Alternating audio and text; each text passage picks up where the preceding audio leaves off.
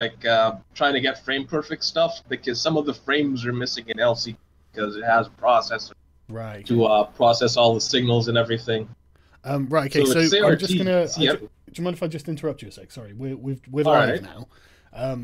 Hello, chat. How are you doing? I'm just in my Discord in one of the patron rooms.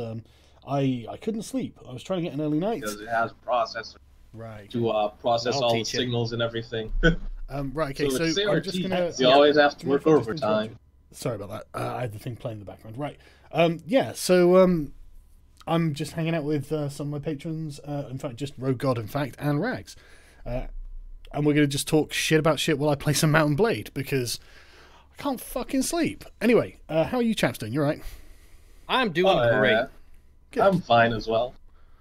I'm just going to load up one of the old saves I've got. This is the, just for anyone watching, this is the Floris Evolved mod I have, apparently. Florist evolved? Floris Evolved. Alright, because that first one sounded kind of gay. Well, Wait, what's that? Effectively, I think it's French, so it probably is. Florist. Evolved. That reminds me a lot of my friend from Liverpool. I always say he has a genetic predisposition to be racist against the French. We do. It's part of the English heritage. Well, you've got to understand how evolution works, right? So the English have been sat next to France for about 1,500 years now, and after 1,500 years, you end up developing a genetic genetic hostility to anyone in rival nations, like the Vegas. In fact, no, I'm joking. Yeah, apparently I've just captured a castle. Everyone's like, I bet you're playing Swadian. Actually, I'm playing Nords. Like, I'm not going to make a joke because someone will take it out of context and I'll be like, oh, shit. I'll have to Skyrim belongs to the Nords? Yeah. Good orders make good now neighbors? I've got to explain that. You know? So Skyrim isn't real. Yeah, but the sentiment was racist. That's what they'll say. But yeah, hey, chat, when do you think we're going to see Bannerlord? Probably 2030. Oh, fucking hell. I tell you, it really pissed me off because they announced it in 2012, so it's just like, right, okay, what's the I mean, what are we going to do? Like, just wait forever? Do they think that we're just going to wait forever? Come on, Tail Worlds. Well, Announcing I mean, announcing Mountain Blade for mobile. Oh, fuck, imagine. Imagine. God. Well, I mean, it could be worse than that. It could be a Duke Nukem Forever kind of announced it in '95, release it 20 years later. The opinionated one in the chat's like, create your own kingdom. It's like, dude, I have. Apparently, I can't. Fuck off text. Proceed These without kingdoms changing. for the Nords. Yeah, like Skyrim. Basically, yeah, I've created naturally the kingdom of Akkad by conquering 2 castles, in fact, which I'm probably going to be unable to defend as one of them is currently under siege, and I only have 90 men. Maybe I should guess. Journey, not the destination.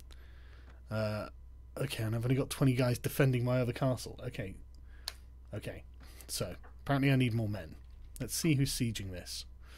Let's see what they've got. Sorry, feel free to carry on talking, champ. Sorry. You mentioned Fallout 76. Oh yeah. Right. Let me tell you about Fallout 76. Right. Yeah, so I only played for about 2 hours, and I didn't want to get involved and like invested in the beta because I knew they were going to fuck around with it and stuff like this, and frankly, I didn't want to pay for it yet. And now my beta key has expired apparently, so I can't even play again. Oh no. And in principle, I think it's a fucking phenomenal idea, right? So let me receive the full wrath of the Fallout community and say that, look, I am one of those people, Bannerlord soon TM, yeah, exactly.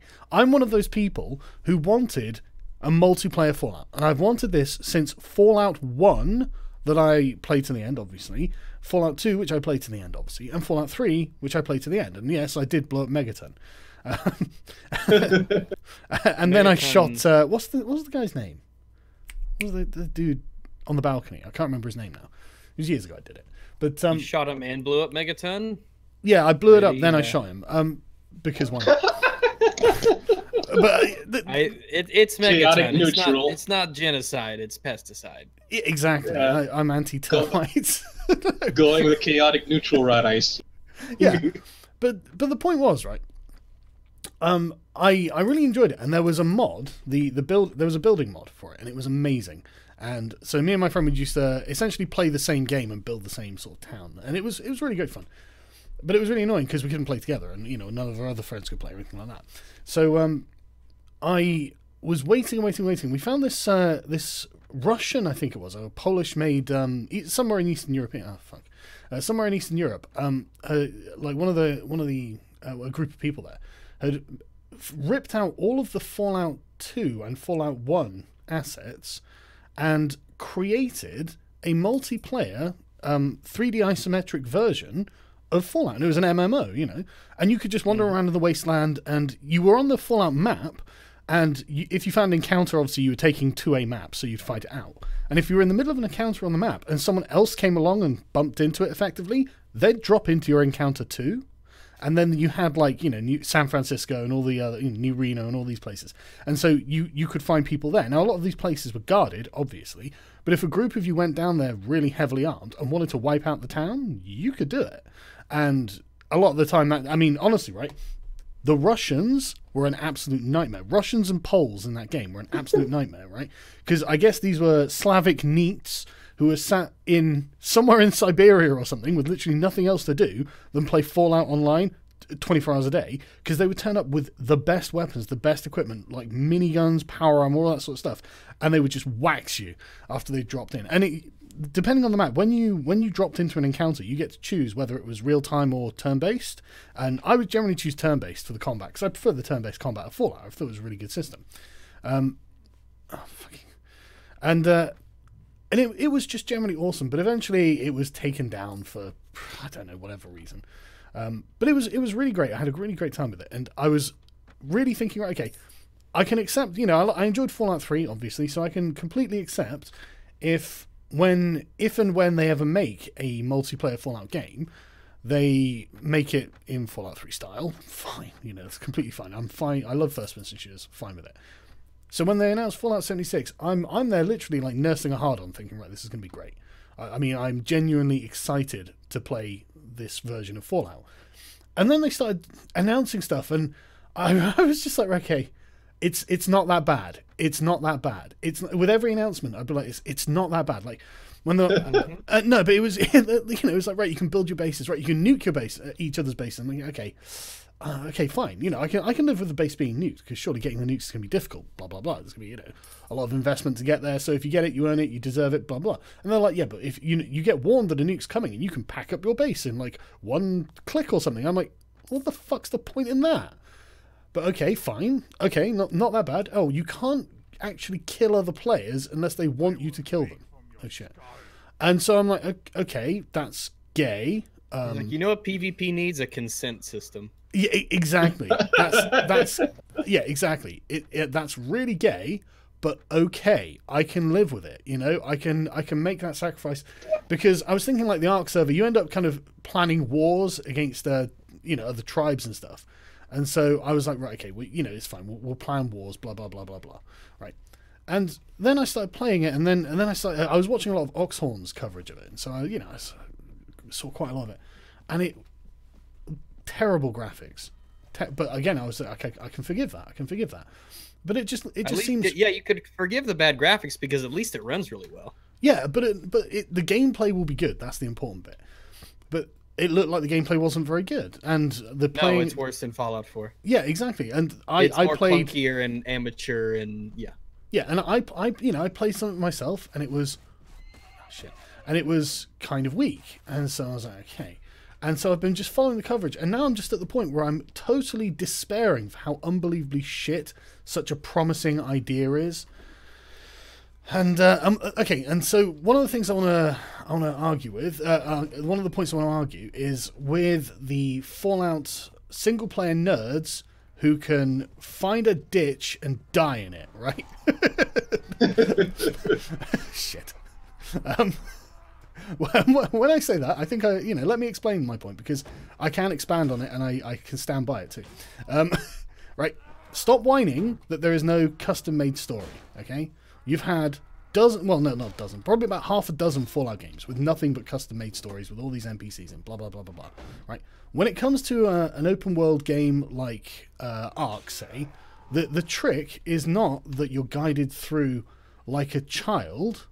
The trick is that you make your own adventure. I mean, like, I cannot describe to you how unbelievably epic some of the stuff we got up to on our Ark server was, and there was no way you could program something like that to have the kind of tension that the game ended up having. I mean, like, one of the iterations of our Ark server was really high tech and had dragons on before the wyverns became a thing, and we had a perennial enemy in the team of Shitlord Shore. So every time we reset the server, they'd set up their, we'd set up Kexstar and they'd set up Shitlord Shore, and we would and we would obviously fight it out.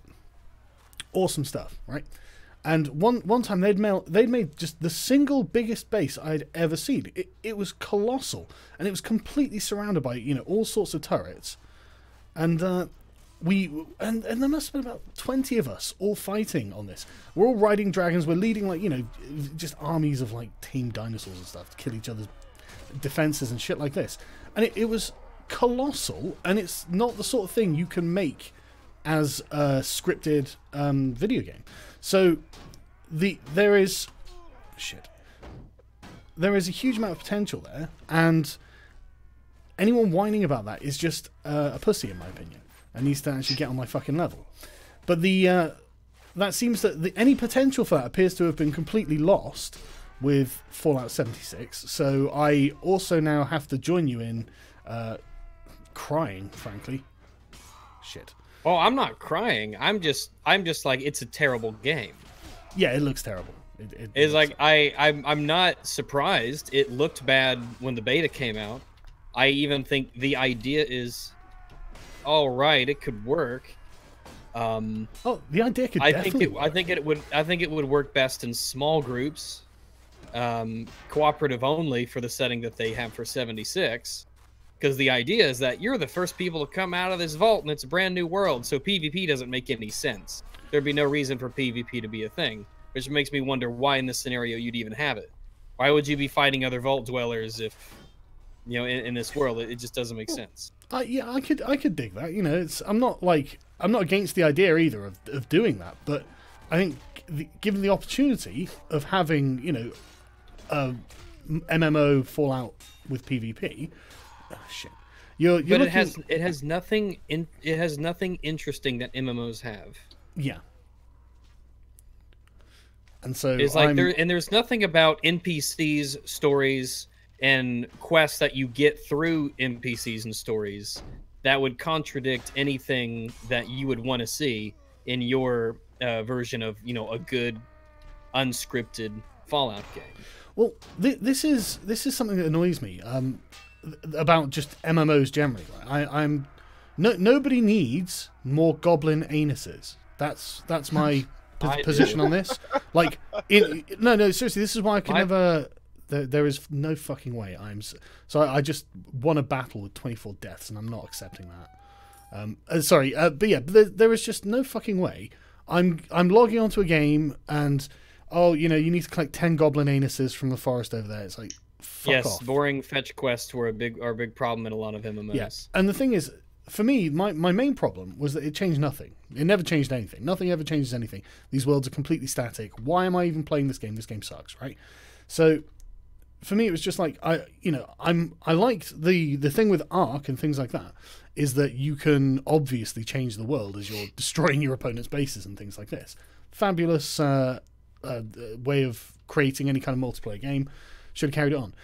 But like you say, you need quests. You need someone to do something, and it's like, okay. And then they're like, oh, we're not gonna have any NPCs in the game. It's like, okay, I can totally dig that, because what you could do is say at level 5, you can assign to level 1 people a fetch quest, or you can define a quest.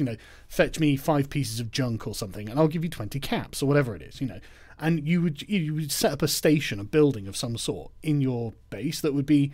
Or or wherever you want to do it, I suppose, that would be effectively the dispensary for that, so they could go and redeem the quest there. But you were issuing it yourself, and you would start building up a network and a sort of social sphere in the game. And so when you're like level 50, you can do, go through a quest, right, destroy that settlement over there or something, and once it's all raised, you can come back and get 10,000 caps or whatever it is. So you could hire mercenary bands effectively, and that would make the game really exciting, wouldn't it? It would suddenly be a really interesting world. I think that would be going into a completely different kind of game, though.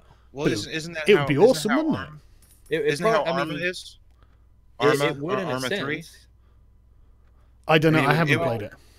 Well, it's like the same. I can't believe Arma 3 is concept. actually more. I can't believe I'm saying this, but Arma's more stable than Fallout. Yeah. Because that's where we're at. Like, I would trust Arma to run more reliably and well than I would trust Fallout to run. Well, that's because the engine it's different and the graphics are a lot worse. It doesn't have as much to compute. But the questing, so to speak, having players create a structure around them and giving other players certain quests. Like there are people that own entire bases with hundreds of people at their employ. They're like employees of.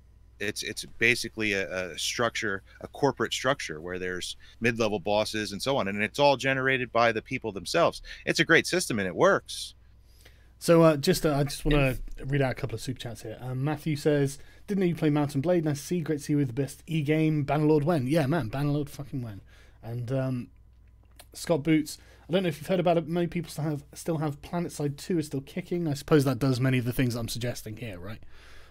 But there's a lot of but this is the thing. If they're going to say like we're going to have a game with no NPCs, okay, I'm totally down for that. But you've got to give the players a way of forming like a hierarchy, effectively. Yeah, you have to give a reason. If you're going to take away something that is as integral to what Fallout kind of is, then you're going to have to replace it with something that's as good, if not better. Oh, it has to be better. And it has to be better. You can't just take it away, because honestly what I think is they weren't going down the route of you get to make your own stories and that bullshit. I think they're just like, fuck it, we're lazy, here's a sandbox to play in, you make your own stories. Well, I don't feel like Fallout 76 or Bethesda, I don't think they give a shit anymore. I mean, like I don't think it certainly could I don't think be they're the that case. kind of company anymore. It certainly could be the case, and I certainly wouldn't rule it out. But I don't want to. I kind of do actually want to ascribe negative intent to them just because of Todd Howard's face. But well, the reason I do is because the systems that are in place in Fallout 76 don't lend themselves to making stories or role playing. Well, this is the thing. I mean, they'd have to create a new system of player interaction, and if you give the reason a players to get invested with one another, they will. They absolutely will. It's just you have to set that up. And I mean, in Ark, you have the tribe system, blah, blah, blah, and you would obviously have something like that in Fallout. Obviously, you'd have a faction system where players can join factions if they, do enough good work or something. And literally, you could create just quite an elaborate menu system that was essentially just... I mean, I'm sure it's all in, like, EVE Online and places like this, where you just have a bunch of options, and then you set, like, a quest for this faction, and then any NPC, any player, any normal other player outside the faction could just come along to whatever area your building is in that you organize these things, and choose a quest, redeem it, and they can compete with one another. Why wouldn't they team up and help one another to do these quests? Blah blah blah. You foster cooperation, and it would be easy to do, and it would be really enriching for the players, I think. But of course, they decided to just say, "Hey, fuck you." I don't understand why it's so broken. I mean, granted, because it's their Bethesda first... and they're incompetent, and they have an old-ass engine. Yeah, absolutely, they've got so much money. Yeah, that's the thing. That's what I tell people all the time. Well, there gets to a certain point when it just comes down to greed and laziness, because they have more money than God at this point, and there's no real excuse for them having such a terrible system. Why can't they just phone up Rockstar and be like, "Hey, how do you make not shit games?" Yeah, why can't they? Rockstar is gonna end up that way soon. The way the multiplayer is going. Oh, why do you think? Oh, you have hover bikes that just shoot that can just insta kill anyone. If you shoot them down, you have to pay their insurance and all of that crap. it's almost what- impossible what- to do anything in the multiplayer, and I'm playing it right now, actually. What game are you talking about? Sorry. GTA 5 Online. Ah, right, okay. So Yeah. in Fallout 76, one of the biggest problems is the idea. Honestly, I think is really bad. I think the idea, if you're not going to have a story, you need to have a good setting or a good timeline. So the way that the timeline works in Fallout 76, as I said before, is you're the first group to leave Vault 76, and it's a brand new, terrible world. Go out and explore it. You're like, okay, but that doesn't really lend itself to an MMO because there's so little room for there to be developed societies and factions. There's no factions or anything settlements. like that because you don't have the bandits, you don't have the mutants. Well, there you were. don't have people. There were, but they all died. You only stumble across dead bodies. I mean, what happened to the regulators? You know, they're all dead. Well, Yeah, that there's, like, here's the thing, responders, though. and they're all dead, and there's Well, okay, other but hang, people hang on a dead, second. Then everyone's why would dead. there be PvP then? Hang on, That's no, what but I- that's you can overcome that. I mean, that's fine. Like not having any human players, that's fine. Why not start the players off as the bandits? Well, that's what I was about to get That's into. what I was Have thinking, yeah. have the setting be, post Fallout 4 or something like that. Yeah. And when you spawn in the game as a player, you essentially select a faction, and it could be per server or it could be account tied or whatever it is. Because what they wanted, the vibe that I get from Fallout 76 is that it's a really, really half-assed MMO where they didn't go far enough, and as a result, it doesn't work. So it's not like you spawn in and you're just a person, and there's no stakes, and you have no loyalties to anything. You're not really working towards a goal in terms of a faction or a group. It's just you, maybe, and maybe you're with someone, maybe not, but there's no reason for you to really give a shit because the game is shockingly easy. Resources are everywhere. There's nothing to really fight over anyway. Yeah. That was something that annoyed me as well. How easy it was to get resources. Yeah, Yeah, and the whole premise is just follow the overseer, get the nukes. Whatever comes in between is your own choosing. Yeah. You know, it's like the entire game is going to be get the nukes, secure the base. That's kind of retarded. Yeah. But I mean, Yeah. you could easily. I mean, you would have to. Again, another thing that you would have to do with a game like Fallout 76, and this was something that Ark really miscarried on, in my opinion, is actually thinking about how an economy works, because you never had a reason in Ark to actually trade with anyone else. It was, and you never had a particular reason to try and monopolize a kind of resource either, and that was really annoying because that would have made an actual I guess a civilization. Like I guess that Eve does all this. I've never played Eve, by the way. Yeah. But Well, Eve does have all of this. Eve does have economists to deal with that sort of thing. Exactly, right? And I mean, you don't have to set up a massively complex economy, but once you've got some settlement or whatever, I suppose I would probably have an NPC human who just stood in the middle of the settlement that you hired if he rehired another one if they died, sort of thing. Where you would just give him, he'd be the menu effectively. So when people came to your settlement, they would say, okay, well, what quest have you got? And if you're like, right, okay, we want you to deliver, I don't know, however many units of iron to this other thing, you'll need 4 other players to sign up with you. And if you get the iron there, then you get 500 caps or whatever. Then you've got a fully functional economic system potentially. Can I just interject one thing in that? The games now, like Fallout 4 and Fallout 76 and even New Vegas, and 3 was the best at it in my opinion, besides for 1 and 2. But there's just too much stuff. It's not like if you're in a world 100, 200, there's not people like punching out ammo every day. You're not going to find people for hundreds of years have been scavenging. Even 25 years, people have been scavenging like crazy, right? They're trying to live. You're not going to walk into a supermarket and find food sitting on the shelf. You're just not. Yeah. I think that's a concession that they make for the single player. You could get around that if you had an economy in an MMO system. That would have to be. I mean, it would kind of be a different game because it's sort of like DayZ, where you don't really put a timeline on it. And the more you think about the timeline in a game that's supposed to just keep going and going, the less it sort of makes sense. Well, in my opinion, if like ammo, weapons, right? like a bolt action, like a bolt pistol, a pipe pistol. That's the kind of stuff that you would find. You know, you would make that or whatever. You're not going to find an AR-15 lying around, and you really shouldn't get ammo until a lot later in the game when you could have that kind of economy. You know, you're not going to walk down the street and find an ammo can filled with 5.56. Well, you're going to have to create that. This would be the impetus for almost all of the game, and it was in Ark. That was the thing. It was in Ark, and Ark handled that really well.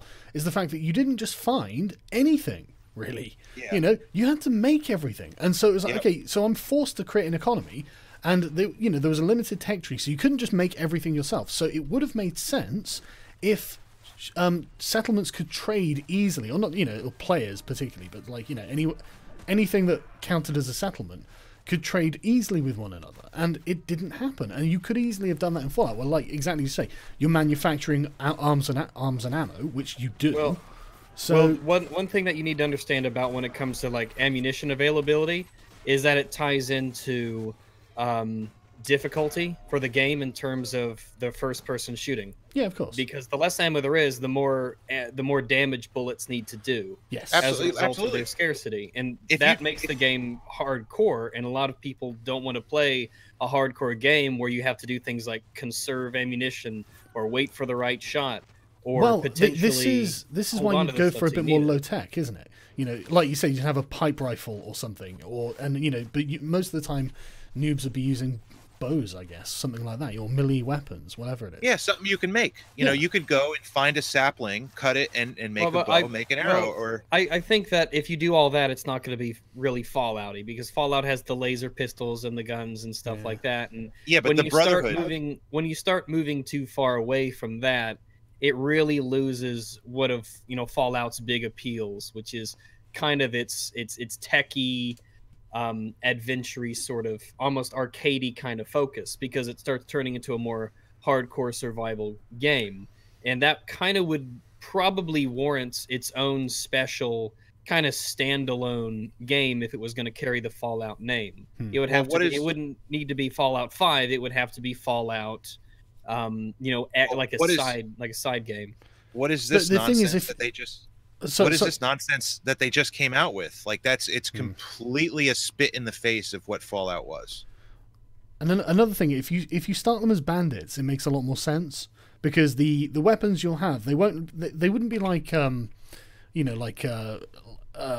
primitive Ark style weapons. What you'd have is like weapons made out of junk, so it'd be sheared off bits of signposts and stuff like that. You would give them tech trees made out of junk they could scavenge in the world and stuff. And if you're a bandit, then it actually makes a lot more, it would look a lot more Fallout-y, that you were using like I don't know, some sort of weapon like that. Well, one thing that they can do is they could completely remove currency entirely. There are no more caps anymore. There's no more dollars, and the economy is driven completely by loot. It's a system that's driven completely through pickups and items and their scarcities. And there's a game called Escape from Tarkov that essentially that uses a system that's similar to this. There's money in it, but the money is really just a means to an end. The value of that game comes from your ability to carry a certain amount of gear, a certain amount of weapons and attachments and knickknacks and doodads, and a risk that's associated with the more you carry, the more inherently valuable your character is. And DayZ's like this too, where the value of your character is tied to the stuff that you're carrying, because if you die, you lose it. There is that, but I think I'd rather have the money in there, because then you can create like a gig economy for the NPCs, for the people outside your tribe. Well, what you could do is you could say there's a money system, but not every faction accepts money. Some factions are pure bartering. Sure, but that would be down to the players themselves. But there would probably be good reasons for that at some point. I imagine that when if you're going to do it based on like player manufacturing capacity, then if when it goes to something like a suit of power armor or something, that's going to be millions of caps, isn't it? So you're probably not going to be able to afford that anyway. But if you've got various, maybe at the beginning, but the problem with MMOs is that they have a big issue with inflation over time. Well, I suppose when you're constantly pumping not out inflation. Well, not inflation, capital acceleration, where it's very easy to get more money. Yeah, because you can just kill goblins. That's what causes inflation. Yeah. That's one thing that really pissed a lot of people off about Fallout 4 is you got the power armor, like you're right out of the gate, and all of a sudden you get power armor. Dude, that's like, what pissed crazy. me. I didn't play Fallout 4. Yeah. I played like the first hour or something of it, and after I got the power armor and killed the Deathclaw, I was like, I don't give a shit about this game. Yeah. I kind of felt the same way about it. Like, did you ever play Fallout 2, Sarks, or anybody? Yeah, of course. Fallout 2 was amazing. It's my favorite Fallout by far. It's because it didn't have the fucking time limit on. Yeah. Stupid phone, excuse me. But yeah, I think one way you can get around that is by having like the money losable effectively. You know, if you die out in the wilderness. Yeah, there needs to be sinks in the game where you can lose what you found, or that constantly will drain your money from you. They sort of did it in Fallout 76, where it takes caps to travel. And that's why fast traveling in MMOs costs money, and repairing things costs money, because there needs to be some sort of system in place that eventually does what it can to drain players of their money over time, so that inflation doesn't set in, because there's an infinite amount of money in the world, and you can get as much of it as you want, essentially. Yeah. So, I mean, like, this is why I'm actually a really big fan of, if you're going to have like an open world MMO, when you die, you have to lose everything you have. It just, you know, it's laser on the floor with the 5-minute timer or whatever it is. And then if no one comes and gets it within 5 minutes, it just disappears. Yeah, I'm fine with that, because originally I thought Fallout 76 was going to be an MMO, and I was actually rather excited, because I'm like, this setting potentially is perfect for an MMO. You have lore, you have factions, you have weapons and equipment, and a wide range of this and that, and who knows what crazy quests they can come up with. So the system was there as an idea, and I was sold for it. What we got was what we got. So I do kind of wish that it was more of even an older school style RPG sort of thing. Mm-hmm. But if they would focus instead on, I don't know, almost like I guess there needs to be stakes. That's the thing. There needs to be some sort of stakes. Yep. And in all my hours of Fallout 76, you didn't feel threatened at all, right? Oh, I was never threatened. I was never shot at once. Yeah. And I never felt the desire to shoot at anybody. Because why would I? Why would I waste? It's just a post-nuclear wasteland, you know. Why would you need to fight anyone? Well, yeah. The thing is, guns. Well, because a post-apocalyptic wasteland, it simultaneously encourages you to kill people and take their shit, and at the same time make new friends. Yeah. And both of those are viable ideas. There have been updates in DayZ during its very long history where loot spawns were pretty scarce, and that both encouraged people to group up together and cooperate, and it also encouraged you to be a bastard to everybody and kill whoever you can and take their stuff. Fallout has that potential to be, you know, an idea, but they just sort of did the same thing they did with Fallout 4 and the others to a lesser degree, but Fallout 4 especially, where everything is everywhere and you are never wanting and you're never short of anything. Well, Ark had the same sort of thing. I mean, you are spawned on a beach and there are dinosaurs around, so it's worth your time to team up with other players just to be able to build a base, you know. And so the natural danger of the world made it necessary. Fallout should have been something very similar to that.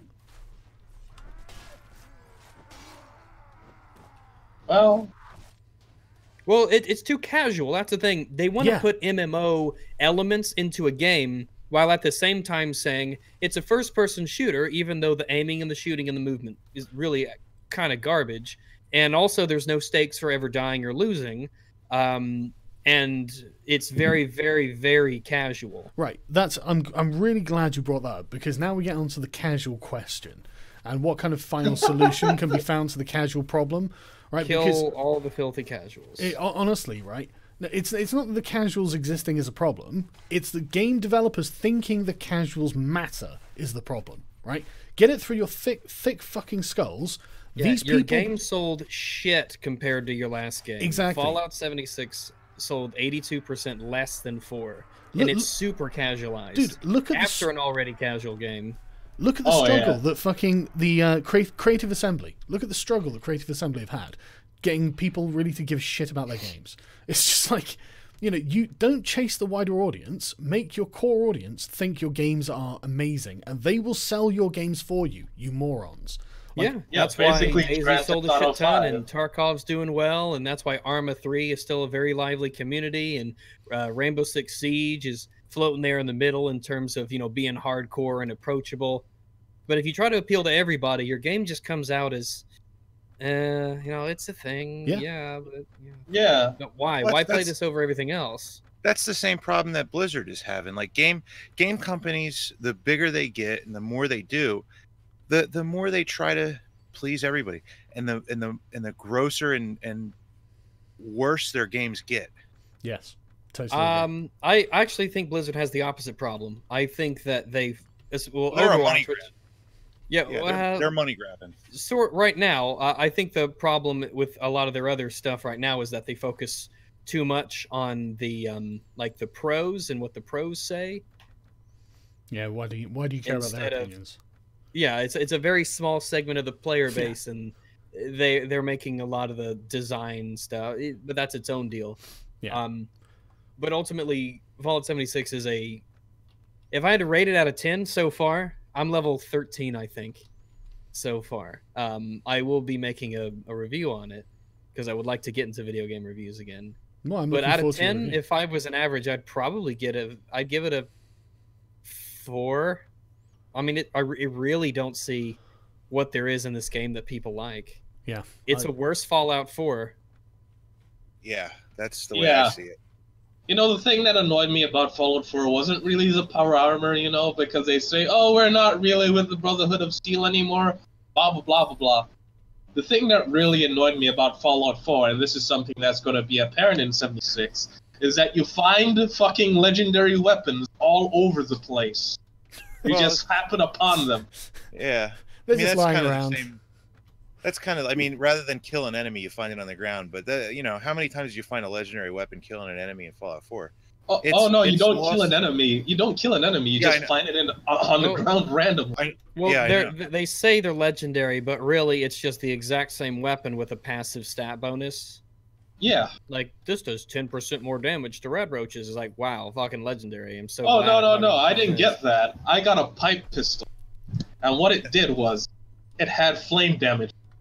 So anytime I shot anyone, and I got decent enough damage, they'll just fucking light a blaze and run around. As amusing as And that I- is, why wasn't that just on the floor? Yeah. I don't know. I found it in some random house, and it wasn't like, oh, this has something to do with the lore of who lived in that house who tried to run away. I understand to a degree that they want to mix up where everything is so that you have a reason to keep exploring. Daisy had this problem before they did a big loot table change, where if you knew where all the good stuff was, Yep. there was Yep. never a reason to explore large portions of the map because you knew there was never going to be anything good there. But Yeah, if you you run- randomized a lot of this stuff up or started putting safes around, then people would have a reason to actually explore, you know, warehouses and residential areas and stuff like that. Because you might actually find something that's good. Well, one See, thing the- like the MMO style games could do, and this is something that, again, because I played so much Ark, like it was one of those things that I was just kind of jonesing for, is the actual resources to be in discrete locations, a location you can identify. It's not just all across this mountainside there are, like, you know, 500 nodes of iron or something. There's a huge node of iron with like 50,000 iron chunks you can break out of it, but then it eventually gets destroyed, and somewhere else, a random, you know, maybe not in one particular position, but, you know, randomly or whatever, a new one effectively forms, so it kind of keeps the world on its toes. People don't just build on the spawn. And economies Yeah. rise and fall. That would be. Yeah. What got me the most was the complete divergence from the storyline, you know, and Fallout 1, Yeah. 2, 3, and 4. Not maybe not 4, but Fallout 1, 2, 3, and New Vegas, I mean, are they all, you could tie, like the synths, for instance, of Fallout 4. If you go on to Rivet City, you get a quest from Old Man Zimmer, right? Scientist Zimmer, looking for an android. And that android is somewhere in the world, and you have to literally search around and find out what this android is. Now, he tells of a place that he comes from the Commonwealth, right? Where there are androids, and they have an underground place called the Institute. And this was in Fallout 3, Yeah. right? Yeah. And the story remember. adds up so well. It just, from Fallout 2, it just, everything flows so well. in the story, and then you get to Fallout 4, and it's like, what? Oh no, Brotherhood of Save- Steel just lets save the- anyone save in. the kid that you don't They, care they about. aren't zealous about technology at all. Well, they, Yeah. that Oh, didn't even make no. it didn't even make sense with the Brotherhood of Steel. They were like a racial faction. You had to have been born into the Brotherhood of Steel to be in the Brotherhood, didn't you? Not really. You can talk your way in if you knew what to say. Yeah. Well, in Fallout 2, what happened, how you got into the Brotherhood was you went to the Brotherhood's base, which is this small little unassuming building, except underground is this expansive military base. You went there and you talked to the guy at the door, and you said, I wanna know what's going on in there. I want to be in. And he says, oh well, go down to this go down to this where the bomb hit, Yeah, I remember. and bring us back some crazy technology, and we'll let you in. And he sends you there assuming you're going to die like everybody else. Even the Brotherhood soldiers that went there died. So there's no way you're going to make it back. So there's no way you're going to join the Brotherhood. But alas, you make it back and join the Brotherhood, and they're amazed that you made it back because even their own soldiers didn't. So yeah, there are ways to join, but they're extremely hard. Right. Okay. Oh so yeah, not I'm just sure go I to watched- this basement and shoot some fucking Yeah, Sims. that's the exception to the rule. Yeah, I'm pretty sure I watched a lore video where like they were talk. I don't know who'd made it or anything, so I might be misquoting it, or just they might have been wrong. But I'm sure they were saying, basically the only way to join the Brotherhood is essentially to be born into it. I guess you've got the exceptions, but like Yes, barring exceptions, pretty much. Yeah, like not Joe Schmo, from Florida isn't going to come up and join the Brotherhood on a whim. You're the guy that's done everything that nobody else can do. That's your character. That's why you are who you are in the lore of Fallout. So in a way, Becky isn't going to join, Joe Schmo's not going to join, but you are because you're exceptional. yeah. Exactly. It was even kind of like that in New Vegas, where this guy got shot in the face and he still wants to do what he was set up to do. Yeah. Therefore, everyone wants him on their side. I'm just going to read a couple of super chats if that's all right. Yeah. Because I've noticed a few go by. No, and that's I not haven't all right, addressed them. Sargon. Well, look, you can't blame the being polite. 3. Sorry. Are we streaming? Is this a stream, by the Yeah, way? it's a streamer. Yep. Oh. Oh yeah. Would love to be able to join on this. This is a patron stream, so this is just my Ecclesia room on my Discord. If you're a patron, and yeah, I want to do more of these. I've just been really, really busy of late. I do apologize. Oh, the guys would love you, man. They've been asking for that for a long time. The guys. Yeah, well, I know. Pins as well. Just imagine. Sorry, Scoot Boot. My biggest pet peeve is game companies releasing games either unfinished, or just one just ignoring trying to get other people into the games. From my friends, view it started with Destiny. Destiny. Destiny 2 is oof. But yeah, no, I hate the practice. I mean, do I hear? In some games, I'm okay with beta testing. I guess it's just how it's done that bothers me. If it's done badly, then why did you do that? Well, a lot of the times beta test just means demo. Well, I wouldn't even say that. I'd say beta testing nowadays is just alpha testing, really, because the games are never really finished. Yeah, but like in the case of things like Ark, like it's also a way of the community helping the developers make the game, because the community can give real-time feedback from a large user base of people who are actually like enjoying the game, and they say, right, what could you do to make it better? And here's some suggestions. They can just poll them and stuff like this, and so it's really useful for the company doing it, and you get to play a game that is getting better all the time as you play it. That was how, again, this is my experience with Ark, and it was great, and the mods, but that was because it was a fairly advanced game. Sorry, I'm waffling. Yeah, whatever happened to games having mechanics that you had to like learn? Yeah, If there's something that it was worthy of an investment of my the wider time. audience doesn't like it. The wider audience, they're not interested. They want to get the power armor in the first 5 minutes of the level. That's what they want, apparently. Which I think is bullshit. It's kind of the same thing like people saying Dark Souls is hard when all you have to do is pay attention. I've never actually played Dark Souls. Oh, you'd enjoy it. The way it does lore. It tells you nothing. You have to figure it out as you play. Oh, man, you're missing really so well much. done. So much by not playing Dark Souls. It's not that I don't want to either. It's just that I've looked at it and been like, right, I can't justify the time investment. It doesn't take that long, actually. No, it looked like there was quite a lot to it because it looked difficult. Oh obviously. yeah, there's if you start going the wrong way and you don't realize it, you're going to be completely lost. Yeah. Yeah. So yeah, that's why I never got into it. But It's like I mean- Eve Online, man. I'd love to have played Eve, but there was no way I could justify the time investment. Well, now that you're taking a break, Well, I'm not taking a break. I'm pretty busy. That's the problem. Like, I'm joking. dude, I know. Anyway, yeah. So the next time, 50 BMG is legal in the UK. Make your core audience think your game is amazing. They will sell your game for you. How many companies have been told this versus those that listen? Yeah, I know. They don't understand, especially if your game is a multiplayer game. You fucking morons. Like we will tell our friends about it because we'll want to play it with our friends. That's how you should have done Fallout 76. Kind of elite, but like with an easy learning curve. That's all you need to do. And you can have an easy learning curve if you have this kind of like mentoring system with missions. Because then you get people who effectively, complete the mission. You get to talk to them. You become trusting of them.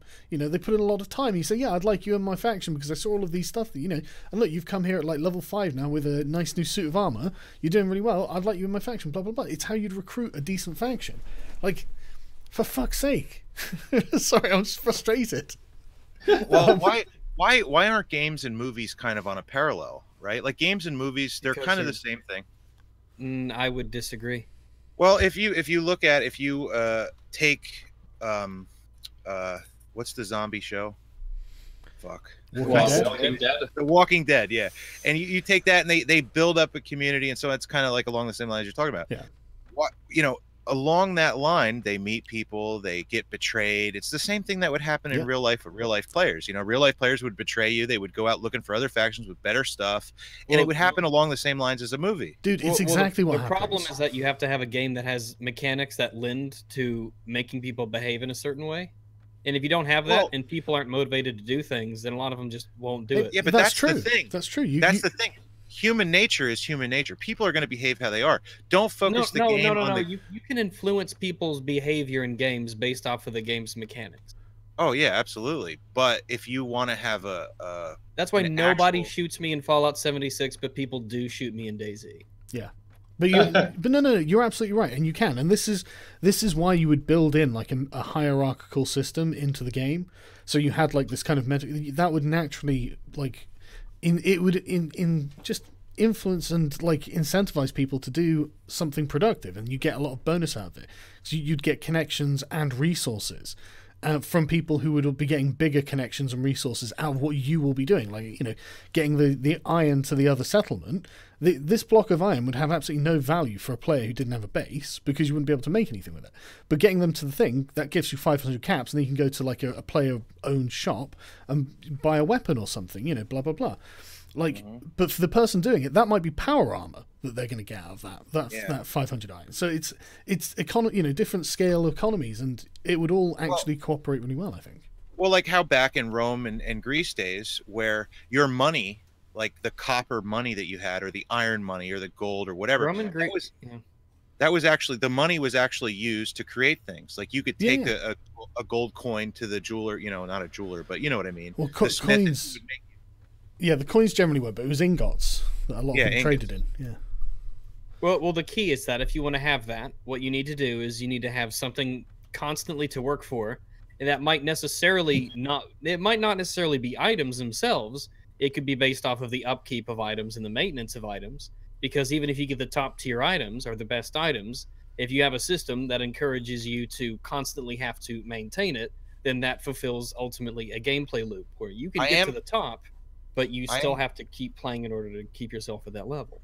I am glad they brought that back. The maintenance of your equipment. I mean, your equipment's going to break, right? You're not going to have the same gun for your entire life. And that was taken out in Fallout 4, and that really drove me away harder than the power armor. I agree. That was a terrible change in 4. One thing I do wish that they would have in Fallout 76 is the ability to repair your weapon with other weapons like it in the field. Well, you had a even perk if it was to do that. There is a perk to do that. Not, I don't know in Fallout 76, but in because there was in New Vegas and stuff like that. There was like jury rigging and stuff like that. It was in 3 as well. I don't think it was in 4. Yeah, Not but sure. now you can't do that. You have to find a workbench, and sometimes you're like, oh, I gotta find a certain place. And what people do is they just memorize where the workbenches are and fast Well, travel to that one spot that that has all the workbenches into that it. So makes that makes perfect sense over just, you're not going to have a hammer on you as you're walking through the desert, right? you You're not literally going to have. you literally might. Well, I mean, you might, but a workbench, finding a place to do it, having a secure place with a Yeah. workbench and tools, Yeah, that's a smart way to do it. necessarily. Well, those would be things that you can carry around. Yeah, but if I you're just don't know. That You would don't. add to your weight, and if the, you're I just don't know. if you're just unscrewing something and screwing it back in, right? You could obviously do that in the field. But if you're gonna like make or machine or whatever a new barrel, right, or a new stock, yeah, No, ultimately, no, you're you not shouldn't making a necessarily new be able to barrel. craft everything on the fly, but you should be able to do a lot of stuff depending on what you're willing to carry around. Well, you could just have it so the players get like charge up points or something for every 10 minutes in the game they get 100 points or something, and they spend the points that's time spent building things. No, I think that it would be better if you just have items that, depending on their complexity or their efficiency or how deadly or useful they were, you couldn't craft them on the go. You would have to craft them at a dedicated spot. Oh yeah, I you should imagine- definitely do that and- as well. And Yeah, depending on how much you're willing to carry around in terms of crafting gear, whether it be hammers or pliers or vices or whatever, that would ultimately mean you could carry less stuff because that costs more weight, but you would become more useful without having to find a dedicated spot to do that. You would be more self-sufficient. I imagine that this is like a Bethesda roundtable meeting of them discussing a new game. Like we're a bunch Bethesda, of all we're saying is that bunch I of don't know what fans the fuck talking happened about to it. you. something Like, you got Okay. you got possessed or something. Aliens, the skinwalkers took you. no, when I was playing ironically, Destiny right? 2 the first time, I was playing it with Fringy, and as we were going through that game, we were talking about how terrible the game was, and we were discussing on the fly ways to fix it. And you wonder what these companies are thinking when they're at their board meetings and roundtables. Yeah. Oh, that costs too much money. Let's just costs throw it too out there. much Well, Let's- that's the exact thing that they're thinking. What are our shareholders going to say if we invest blank into this development of this blank thing, when we could just literally copy paste the same building over and over and over and over and spend no money on it? They're worried about their shareholders. They're worried about the people backing the money. Undoubtedly. Right, okay, so Sargon, you might really enjoy channels that discuss medieval weapons such as Lindy Beige, Snap Jelly, Shadowversity, and Scholar Gladiatoria. Dude, what makes you think I don't watch all those? Yeah, those are great channels. Yes, I've watched them for Shadowversity years. and Lindy Beige are great. Yeah, And- I've got an and ongoing Metron. argument with Dr. Lehman over who's better, Scholar Gladiatoria or Lindy Beige. Lindy Beige. Yeah, I agree, Lindy Beige, but he's Layman is on the Scholar Gladiatoria train, and he's got no brakes apparently, according to him. But the thing is, I'm not a humor expert, so I couldn't tell you. No mods, I'm disgusted. No, this is the Florist mod. I'm running. This is why mounts etc. cost so much. Currency sync. Yeah, that's a good point. Yeah, there needs to be Yeah. a system where scarcity is a thing that's real, and you can run out of resources. Yeah, that's why I was suggesting like the earning time in the game, and then spending the time like on building things. So you collect the resources, obviously. Well, that opens the door to microtransactions and buying time in the game. That opens a door that's Well, scary. Buying you don't shit. have. Well, not really a scary door. It's a door that they'd be willing to do because people would be willing to pay for. But at the Well, same I time, don't you like don't have just to playing pay. being a reward. I think you should have to do things in order to. Yeah, because if you just sit there with your screen open and stock up time, Well, you see, the problem is And if the Most system of the doesn't only sharehold- counts if you're doing stuff, then why have it at all? If you're doing if you have to do stuff. yeah, but at the same time, here's the problem with modern movies as of late. They have these people on the board that never really play video games. They just say, "Oh, this thing makes more money than movies. I'm just going to put my money here, leave it here for 10 years, and I'm going to get a 10% Sometimes I don't payout." think the devs play video games. You know. yeah. Well, what was that? Did the Quartering did it? Did you see that Quartering video with he was talking to Bethesda Blizzard insiders, the Mark devs? Kern? And, I believe, yeah. Did you see that? I And know they- I know of it, but I haven't seen Yeah. it yet. Well, it's kind of like that. They're saying along the same lines as the dev. They were people that played the games and cared, and they were fans, extreme fans that were extreme enough to take a hit and make less money to work on and build games that they enjoyed and would enjoy. And now it's completely changed, where nobody gives a crap. They just drone on and build the thing and do like the guy, like the journalist who couldn't even make it past the tutorial screen in Cuphead, right? Yeah. It's those kind of people. It's those kind of people giving the game developers the information to build the games and not the fans. Well, I don't know if that's the case. I think it's more likely bean counters who are doing it, and that's why I think the appeal to the wider audience is something that is cursing the game industry at the moment. Like, yeah, because that's what I was gonna say. Is all of those people that are being hired now are choices made by the board, and they want their money to go, as far as it will go. They won't want someone that's like, oh, I'm doing this passion project. It's probably going to take 8 years for this game to be released. No, they don't want that. They just want people who will sit down, put their heads down, do the job, make the game, release it, and then work on another one 6 months later. Well, the thing is, it's important to remember that the people you're talking about, they do still have an effect. They have an effect on the aesthetics of the game. Like, these are the people complaining that Rockstar allows you to punch a suffragette. Like they change the aesthetic, but when it comes to the mechanic, I think it's more the bean counters. Yeah, well, on the mechanic, but the aesthetic, though, I think Western developers need to be more like the Japanese developers. Yeah, stop giving a shit.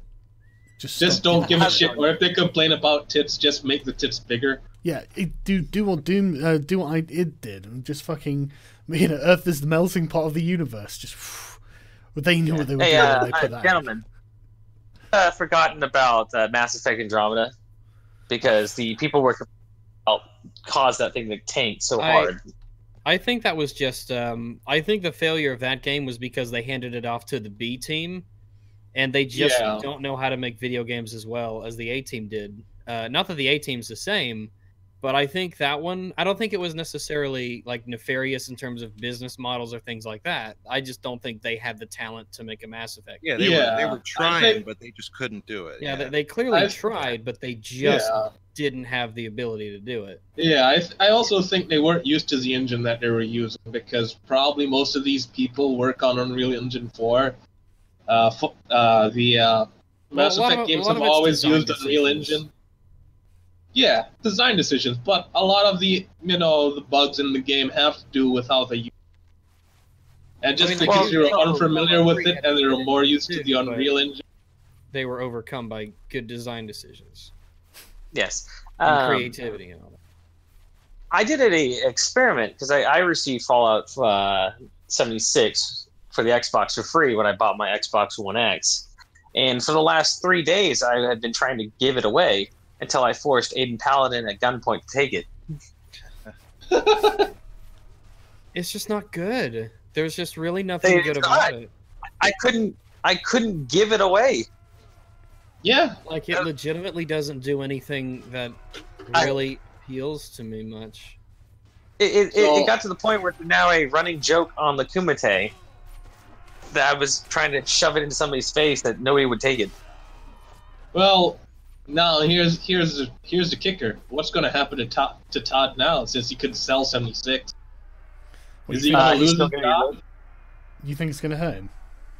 I think it's gonna hurt him, because it's like with Blizzard. Blizzard used to be a company that was nothing but hits, and now, especially when it comes to Bethesda, you're like, okay, like, even if your games weren't all that great, like Fallout 4, at least they were selling.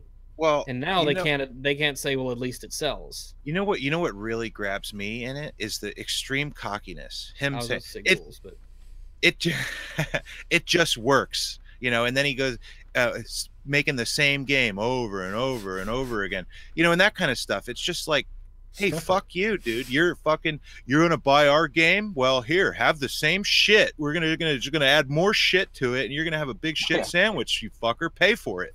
It's that kind of stuff. Skyrim 7 times. Well, the best games that come out of Bethesda are ones that they just publish and don't actually make. Yeah. Yeah. Ouch. Now, Jesus. Yes. Well, I mean, look at, it's not it's not wrong. I'm sure look it's at not, but Fallout that's New just Vegas, oof. look at Prey. Yeah. Their best stuff is made by other people. They just fork over the money. That's just a Dishonored- really Dishonored solid oof 2. moment, though. Yeah, but let me go through some more of these. Sorry, while before I forget, because I know how guilty I am. In fact, I can't do that in the thing. Did I? I'd love to chime in the ammo and weapons. You should have said it on that super chat, man. I would have read it. Yeah. Hey, Carl, did you see Jeremy's video on the guy who's trashed the GameStop because he couldn't get a refund for 76 on console? PC Master Race for the win. Yeah, dude, I did see that video. I did see that, and that guy's a fucking asshole. Yeah, I mean, but yeah, I agree. but he's with not you. wrong. Yeah. I understand his frustration. He but may he's be an asshole, but he's not wrong.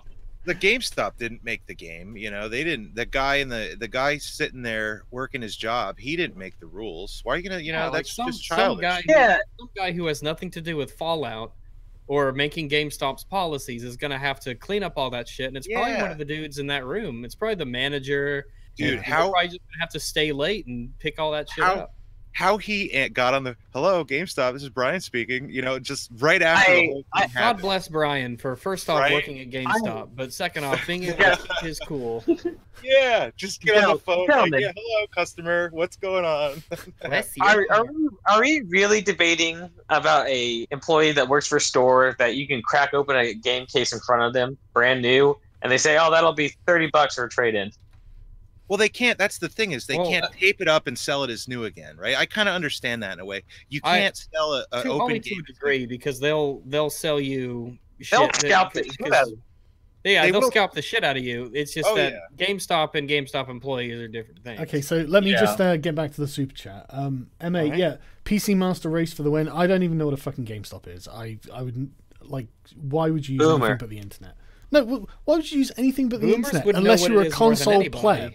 That's the point. Anyway, Yeah, I'm on the same boat there. The same thing with TV. People that turn on a TV and watch cable, get out of here, man. Yeah. Come on. what are you doing? Everything's available on the internet. Everything. What are you, my grandma? You're gonna watch exactly. cable? Who needs TV when you have me? Anyway, perhaps Bethesda is shifting time resources to an alternate project or projects. If so, any idea what it could be? You know, that could be true. But why? Why say something Fallout as 76 was an in-house production. Yeah, but why say something as like bombastic as Fallout 76? Like, it's a huge thing. So right, we're going to essentially make MMO Fallout. It's like, holy shit, dude, that's a paradigm shift. That's seismic. Because it's a money grab. I think that Fallout 76 is pretty much a money grab. And when I play that game, the only effort that I see put into that game was essentially assembling a large world. Yeah. Even they did almost entirely procedural. Even if it was recycled assets, and a lot of them are, but even if it was just recycled assets, a lot of work goes into making a world that large and filling it up with everything. But that's really the only thing that I see that kind of looks like it took, some level of effort when I play that. And then restricting it to 24 players or something, wasn't it? Yeah, fucking dumb. Well, I mean, the world is huge, but you're coming out of a vault. How many people can a vault sustain? So it's kind of a hard struggle there. But that's the question we can answer. I think it's smart because they can barely get 24 people on that game at any one time. Ouch. Because even DayZ is like, you want to make a server and put 150 people on it? Yeah, sure, up to you if you want. Yeah. So Rags, what you're saying is. So, Rags, what you're really saying is Square Enix is going to make Deus Ex MMO, right? What I'm saying is go for it. What I'm saying is that the biggest problem with Fallout 76, apart from all of its technical flaws and its running issues, is that there's a fundamental disconnect between the mechanics and the design of the game that ultimately creates an experience that is a watered-down version of anything else that you could buy anywhere and can be emulated by other games for less than $60. I would be much kinder to Fallout 76 if it was $30. What about the 100 gigabyte worth of patches in the first 2 days? Man, fuck. Oh. Yeah, man. Oh, yeah, the day one patch was bigger than the install. Yeah. 56 gigs on day one. 56. Oh, shit, I have a drink in the freezer. God fucking shit. I do love Fallout 56 gigs. Fallout 56 gigs. That's what. Yeah, right. I do, Right? I That's a do good love one. that they took the time to make Rust with the Fallout skin. Yeah, I don't all know about that. we're good. We're good. What's the difference? I Between don't. Okay, so Rust. let me Rust? go on to the next one a sec. The reason everything dies in Fallout 76 is really stupid. It should be Vault-Tec's fault, like the experiment for 76 is to rebuild an empty world. But days before you're released, the Overseer somehow kills everyone. Is that correct? I didn't know that. I don't know. If that's... Apparently there's some kind of story in Fallout 76, but it's all passive and you learn it through like notes and shit. Right. It's very Through lazily done. notes. Oh, that's Through the fucking main. notes. God, that's the thing, right? So you pop in a holotape, and the holotape's going, and then all of a sudden you're walking, and it's like, oh, there's an event going on, and and you can't, and it auto plays. It's just, oh my God, you're going to substitute NPCs for these stupid freaking tapes with You have lore. to defend this junkyard from the ghouls. Like, why? Yeah. Well, I Yeah, mean, you yeah. don't have to animate anything. Oh, It's just the a worst WAV one- file. The worst one is Mama Dolce's. We got to make food for the people. What people? You got to make food for what people? For all the dead people. Seriously, like I wandered on that. I was like, what people? Everybody's dead, man. Yeah, there's a... Well, I haven't quite figured it out because, like, there are events in the game where some guy on the radio says, you gotta defend the care package coming in. Like, who are you? Yeah. Who are you people? Are Where you coming alive? from? Are you in space, Faceless like watching? NPC. Yeah, where are you? You know what it and who are reminds you? me of? You know what it reminds me of? It reminds me of like an alien TV show where aliens are all around the planet and they're just watching down on us to see what we're doing. It's like, hey, Bob, tell that guy there he got to go deliver that stuff somewhere. See what he does. And they're just like an alien TV show or something. That's exactly where are they coming from? Who is Canada trying to tell us to get our shit together? You know what they should have done, right? With Fallout 76, instead of just being like, I hate the intro to it. I really fucking hate it. The idea that it's leaving the vault day and you never go back in the vault. It's like, no. Yeah, I asked myself that as I was walking out because the robots are like, be safe out there in the wasteland, and I'm like, I'm coming back when it gets dark. Yeah, It's exactly. like, how there's beds here and walls and a big ass iron door and electricity and heating. And It's like, I'm food. coming back. I'm not leaving forever. And not to mention, I'm not leaving home. Yeah, it's like, I live here. This is my home. I'm like And 30. Yeah, but that was, And that not to was mention, yeah, but in all those Fallout camps. 2 though, that was what Vault City was, where it was actually a successful GEC that set up a city, Yeah, and you could go into yeah. the original vault and everything was intact, and it was like that's how Fallout 76 should have started. Yep. Well, Even your in mission Fallout 4, would there have was a been vault full of people, and they're like, "Yeah, our vault's still working, and we're fucking standing here because it's a vault, and it's kind of Yeah. like self-evidently the smart thing to do." And like, why couldn't they have done something where, your shipment of your GEC was, we had to get you people into the vault so fast. That's why the Overseer had to get in there right away, right? Her story is that she goes to the Vault University and tells her story, and she was right in the door in the vault because the war was coming. Well, maybe your shipment of your GEC never made it, and you have to go to another vault, find a GEC, come back, build society, and use your vault and make Vault City. Why Or couldn't they just have say- done that? Or just say, "Fuck it, the GEC is broken, and you can't get a new one, and you got to do it the old do it way, manually. yeah. Yeah, and that's nails and boards and fucking." Yeah, farm your land, and what little you can, grow some mutt fruit. And basically what you do, right? No, seriously, this is how it would work, right? You would have this, everyone starts in the Vault faction. Everyone starts in this faction. Yeah, You that's start the as- normie And then they faction. start, Yeah, they start killing each exactly. other. That's Yeah, the then you normie bring Bring faction. the normies. No, that's and then exactly you stumble, Oh, you yeah, it stumble would onto the be. Brotherhood and do something courageous, and the Brotherhood brings you in, and now Yeah. you're in the Brotherhood, or the Enclave. You happen to find the Enclave or something in some Yeah, and desolate join them. area. Yeah, you have groups that are authoritarian and groups that are, this, that, and the other thing. And But that would you have the require new NPCs. Start out You would- at it would require work and planning and design. So yeah, I The thing think is, you you guys- could have listen, you could have the NPCs be literally as basic bitch as you like, because they don't actually need to do anything. You can get players to do everything. Yeah, just a guy standing there in a suit of power armor saying, Yeah. "You want to join the Brotherhood? Go do this," and then more come people back to join me. the Brotherhood. Yeah, Oh no, that costs too much money to animate. well, here You're let's not put it gonna this get way. paid. There was No, an just MMO in Guild Wars 2. There's an MMO, and depending on how well like your server does in PvP, everybody on that world or whatever gets a bonus even in PvE. So you could encourage people to, fulfill certain requirements that would parallel making a running society. And the better that you did in terms of happiness or resources or spares or storage and all that, everybody who was aligned with that faction would get those bonuses, and that would encourage you to keep at it and keep going. Yeah, and yeah. But what do I know? I just play video games. Yeah, exactly. Right. I'm just into this kind of thing. This is why I wanted to design video games. Sorry, I just really love making systems. It's just really fun. Oh, fuck's sake. So I got a question for you guys, if you don't mind. What do you think is gonna, hit the faster limit? Venezuela's inflation or the cost of Fallout 76 dropping like a rock? Oh, that's hard. That's hard. I did try to give it away to a Venezuelan. I thought it did not work. What is Fallout 76's Metacritic score right now? Like, because people must be pissed because like this game's shit. 2.1. I can believe it. Like, and people that's will rate after that bad out of protest. bombarded it with paid reviews. That's after they bombarded it with paid reviews. Christ. But I'm gonna go through to the IGNs and all the big ones and just listen to the reviews and see what they say about this game, because I feel like Fallout 76 is gonna kind of be one of those litmus tests, kind of like The Last Jedi is, where you're like, okay, we're throwing you a softball here, don't fuck this one up. Yeah. No, I think you guys are spoiled. You guys are entitled whiny gamers.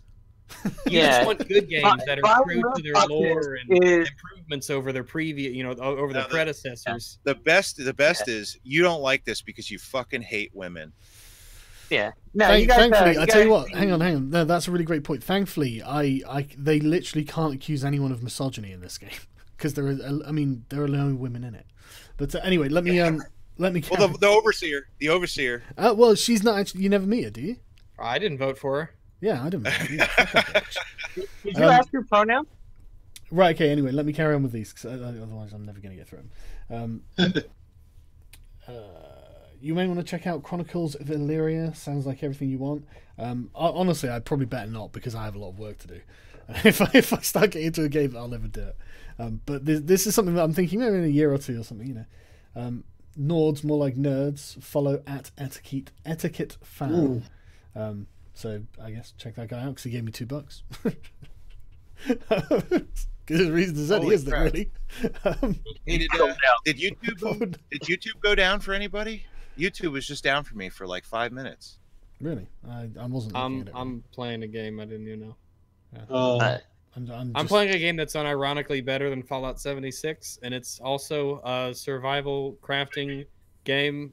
Just by 7 days today. Oh yeah, that's excellent, man. I'm coming down for the frozen mountains of Norway this Friday to witness your rant about Brexit. The hype is real, dude. It's going to be awesome. I've had this kind of. It was going to be a video I was going to make called Brexit Derangement Syndrome, and so I've got a load of stuff. And like the EU's flipping out, everyone's flipping out, Mog's flipping out. Like, I don't want to get into the politics of it now, obviously, but it's going to be a good show. And just Project Fear has been amazing, absolutely amazing. Just the most ridiculous things that in 5 years' time we're going to look back and go, wow, I can't believe. like anyway. Yeah. Didn't I tell you back in April that May was going to screw the pooch so bad that it was just going to be a hard Brexit by default? Probably. Yeah. So that's the way it should go. The UK should really focus on the Commonwealth. There's so much potential there. So fucking much. Honestly, the thing is, though, I think that it is correct. I think that's what's going to happen. I don't think that her negotiation is going to get through Parliament, because she needs the assent of Parliament. And the EU have said that they're not prepared to negotiate a different deal. And so it's like, okay, so we're going to hard Brexit then. Okay. Yeah, it's like, fuck you then. I'm going this way. God, Trigger and I just had a 5-hour conversation that was real deep about all that stuff, and it was good, man. I wish we were talking about it in here. But yeah, we probably shouldn't get onto politics when this is like a chilling out and talking about gaming and stuff. Yeah. Start getting angry and smashing stuff. Yeah, exactly. I don't know if you've heard many people have, but Planet Side 2 is like, oh, right, okay, I've got to the ones I was going to do. See, I haven't refreshed this in like 10 minutes. I'm not looking at the chat, so I don't know what people have said. There we go. I knew they'd be local. Sorry, I'm not trying to be like ungrateful or anything. I'm just always bombarded. Where's I don't know what I'm. No, I know. That sounds really dickish, but it's like I've got lots to focus on. That's all I'm saying. I'm just like there's a lot of stuff I have to try and think about. Muckle. Yeah, smuggling up things. No, it's a pain in the ass, man. I keep saying yes to stuff, right? So ages ago, I can't remember where I read this, but it was just like, it was one of those stupid like Cosmopolitan articles or something. I was like, I must have been working on something in a lunchroom or something like that, and it was just like about saying yes to things and how that just opens doors and you see how things change and you end up moving forward because you just do that thing even if you don't feel like it really, or you find it difficult, whatever. You just make sure you do it. And is that where the tranny myth came from? Sorry? Is that where the tranny myth came from? Saying yes to everything? Possibly, yeah. No, but like, so, like, people like, do you want to do a live show here? I'm like, yeah, okay. And so now I've got like a bunch of live shows. And the thing is, I don't like standing in front of a crowd of people. I find it terrifying. But I feel that if I'm saying yes, like stuff starts happening. Suddenly we've got like the Irish government deplatforming us, in fact. So we had to find another venue, and shit like this. But that stuff happening is interesting. That's how things change, isn't it? So it's interesting how like if I just say yes to stuff, like it has this effect. And I'm not like, and again, I know people can be, oh, you're so big headed or something. I'm like, well, like this has really happened. We really have had to find another venue. Because an SJW professor from Dublin University, I think it was, got in contact with some councillor or something, and he put pressure on the Irish Centre, and they started yelling about like anti-Irish sentiment and stuff like this. And I'm starting thinking, what the fuck are these people talking about? Right, like lunatic Irish SJWs who take the Irish being the victim class, and it's just like, but when have I ever said anything against the Irish? Like what? You tell me the IRA got the Englishmen back? Yeah, exactly. Did you mention Cromwell even once? Well, no, not once. I didn't bring him up. Right? I promise. But the thing is, right? So this is the thing, and they actually lied about the reason as well. And it was a full-on Antifa account that was contacting them, Antifa North London, that was contacting them, and they just pissed their pants. And the thing is, they knew that this was going to happen. They knew it, right? We took like the organisers, like the guys who were organising it for me, like they arranged it, and they were like, look, we've told them that you're going to get like Antifa attacking you, but here's they explained everything, and they were like, okay, yeah, that's all cool, and that they wouldn't capitulate. So we have actually taken out insurance about this. So we're not going to lose any money. If they had deplatformed us, we wouldn't actually lose any money. So everyone's like, you seem rather serene about this. I'm like, well, I knew this was going to happen, and I didn't personally, but the guys arranging it did. And so I'm like, okay, well, it's allowed us to show how aggressive these people are. We haven't lost anything, and we're still putting on the show. So this has been a real kind of success in that regard, and all I had to do is say, yeah, I'll get up on a stage on Friday and go through a PowerPoint presentation of funny stuff that I found, and just talk about it. And it's going to be fun for everyone, I think, and it's going to be fun for me. But it's the only thing I have to do is say yes and actually go and do it. And so I'll actually go and do it. And isn't that useful? That's the way I was looking at it. I don't know. It's very beautiful. Yeah, I didn't see anybody here. Just I would really just rather sit on my arse and make videos. I promise. It's honestly, it's fucking nerve-wracking, man. When I say you got a room full of people, and it's like fuck. Maybe it's just me. I mean, I bet most people are just fine getting on stage. I watched ContraPoints give her speech at XOXO, and she looked really relaxed and confident in front of this room full of like 200, 300 people, something like that. I'm just thinking, fucking hell, man. How can you just? I mean, she must have been putting on a really good face or something, because I find it really nerve-wracking, man. What the fuck am I doing? Stop thinking about my game. So tech is crashing in stocks. I forget. Does this include video game companies? Does this perhaps reshape company goals towards customers? What do you reckon, lads? EA, Activision. I mean, Oh yeah, across the EA board, stocks a are lot of down a companies- lot. Activision's. I heard Blizzard's took a pretty decent hit. Ooh, Blizzard. Whoo, you should have seen that skyrocket down. It was like had freaking rockets attached to it on the way down. I'm actually thinking about investing in Blizzard with some of the money I have, just on the Rocket hope. If it'll inevitably go back up, even if they break apart from Activision. But I might be able to make a sizable return off of that. I have no idea. I don't follow video game company stocks. I assume they're just generally low because It's a great time to watch that shit crash and burn. Bethesda problem is they don't understand feedback, F3 broken steel, and shifting development to settlement system. Can Patreons join the stream? Yeah, Patreons can just come on the stream, man. I'm just on the Discord. I don't know. I think okay, Bethesda's one of Bethesda's problems was that leeway they had from the fan base, where it's like, oh, it's a Bethesda game, the mods will fix it. Oh, it's a Bethesda game, the mods will fix it. And that's what I was going to say about Fallout 76. The last hope for this game is essentially them saying, look, we built this huge world, so you guys can mod it to fucking hell and back, and blah blah blah. That's the best hope they've fucking got. No, because how are they supposed to make money off mods if they just let everyone make mods? Well, they're selling the game at $60 a pop. No, Yeah. that's not enough. Well, why do you? That's just gamer rage. Well, yeah. You're just an entitled gamer. Don't forget you hate women. Yeah, but Also GTA 5 before they banned mods for whatever fucking. They used to make money just from people wanting to buy the game just to play online multiplayer mods. Yeah, that's how Ark funded itself. I mean, they were probably playing Ark now. I'd like to point out a good comparison between a game that everyone knows that had failing on launch was No Man's Sky. The difference is that a small team like that has the maneuverability to, turn around the ship, while Bethesda is a fucking oil tanker. See, yeah, but they have the the resources to pour into it. That's the thing. Well, no, that's a really good point that goes back to Milado's point. That they don't understand feedback, and I'm not like any great expert on how Bethesda conducts themselves or anything. But I watched like Jim Sterling's error videos of Bethesda, the top 6 errors or something, and I've like watched them from afar, and I've never seen them properly respond in the way that it seemed that the customers were complaining. It's really bizarre. For all of those people who are there are people out there right now who are saying that the feedback and the outcry about Fallout 76 is overblown.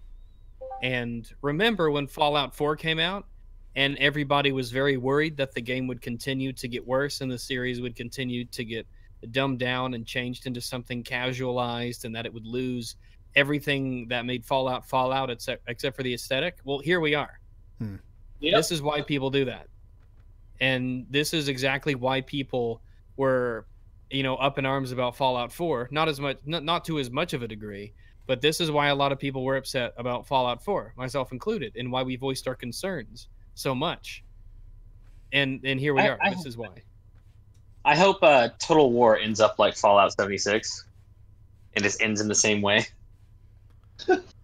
Honestly, I think it's going to. Didn't they produce like some arena games and stuff like this, like just weak appeals to normies?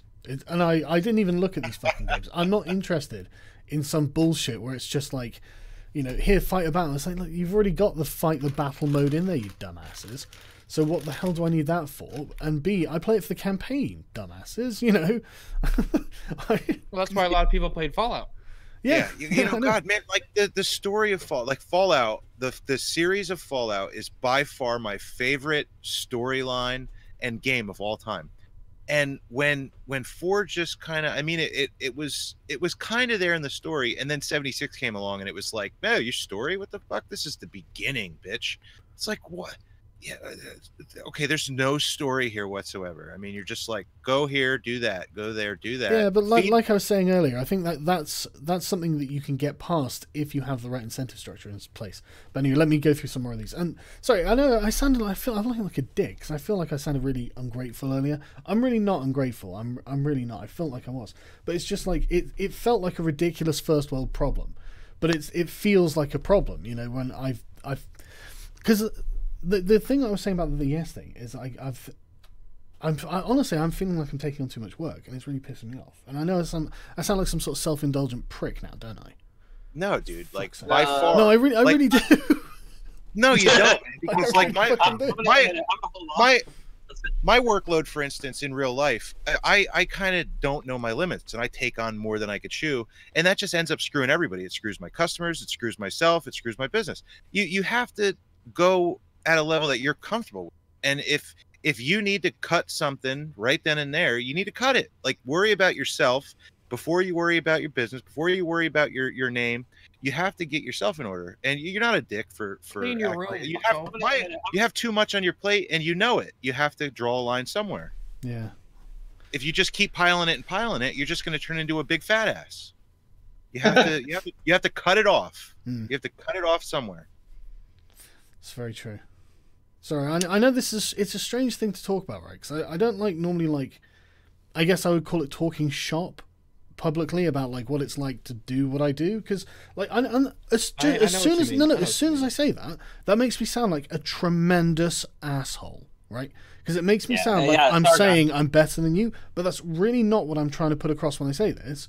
But it's weird being on this side of what's happening. That's I'm really trying to like make it clear that it's not that it's any particularly like unique properties. I think this could happen to anyone who put in the right kind of work, and it seems to, you know, loads of different kinds of people get famous on the internet and on YouTube and stuff. It seems anyone can do it. I always tell people to try it if they ask. It's like, I'm thinking about doing a YouTube channel and such. I say always go for it. Every single time I say go for it, give it a shot. What do you have to lose? Exactly. Really? You have nothing to lose, and even if it doesn't amount to like success, fame, fortune. It's a great hobby. It's a great. We're the YouTube Lambo. Yeah. Speaking of Fallout, right? Well, hang on a second. Like, I just want to like explain why I'm acting this way and saying these things, because like this isn't how I normally act in real life. It's just that like that's my job. You know, I have to do these things now, and I'm happy with that because it's very exciting and it's very rewarding to see everyone, and it's really rewarding that everyone enjoys it as well. You know, the reception to the live shows and stuff. It's always been incredible. But it's just weird because it's a really different kind of job, and I don't know, like I don't know how it affects me. You know, I'm this is another thing. It's like I'm worried that I'm becoming different, and I don't like the idea of like being a weird kind of person. We're past that.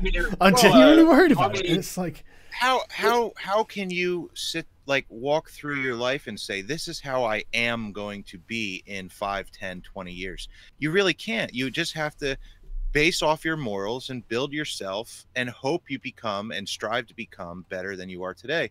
I mean, you can't go into something like, this is how I have to be, how I am, because you end up failing and you end up feeling worse about yourself. Goddamn it, Confucius.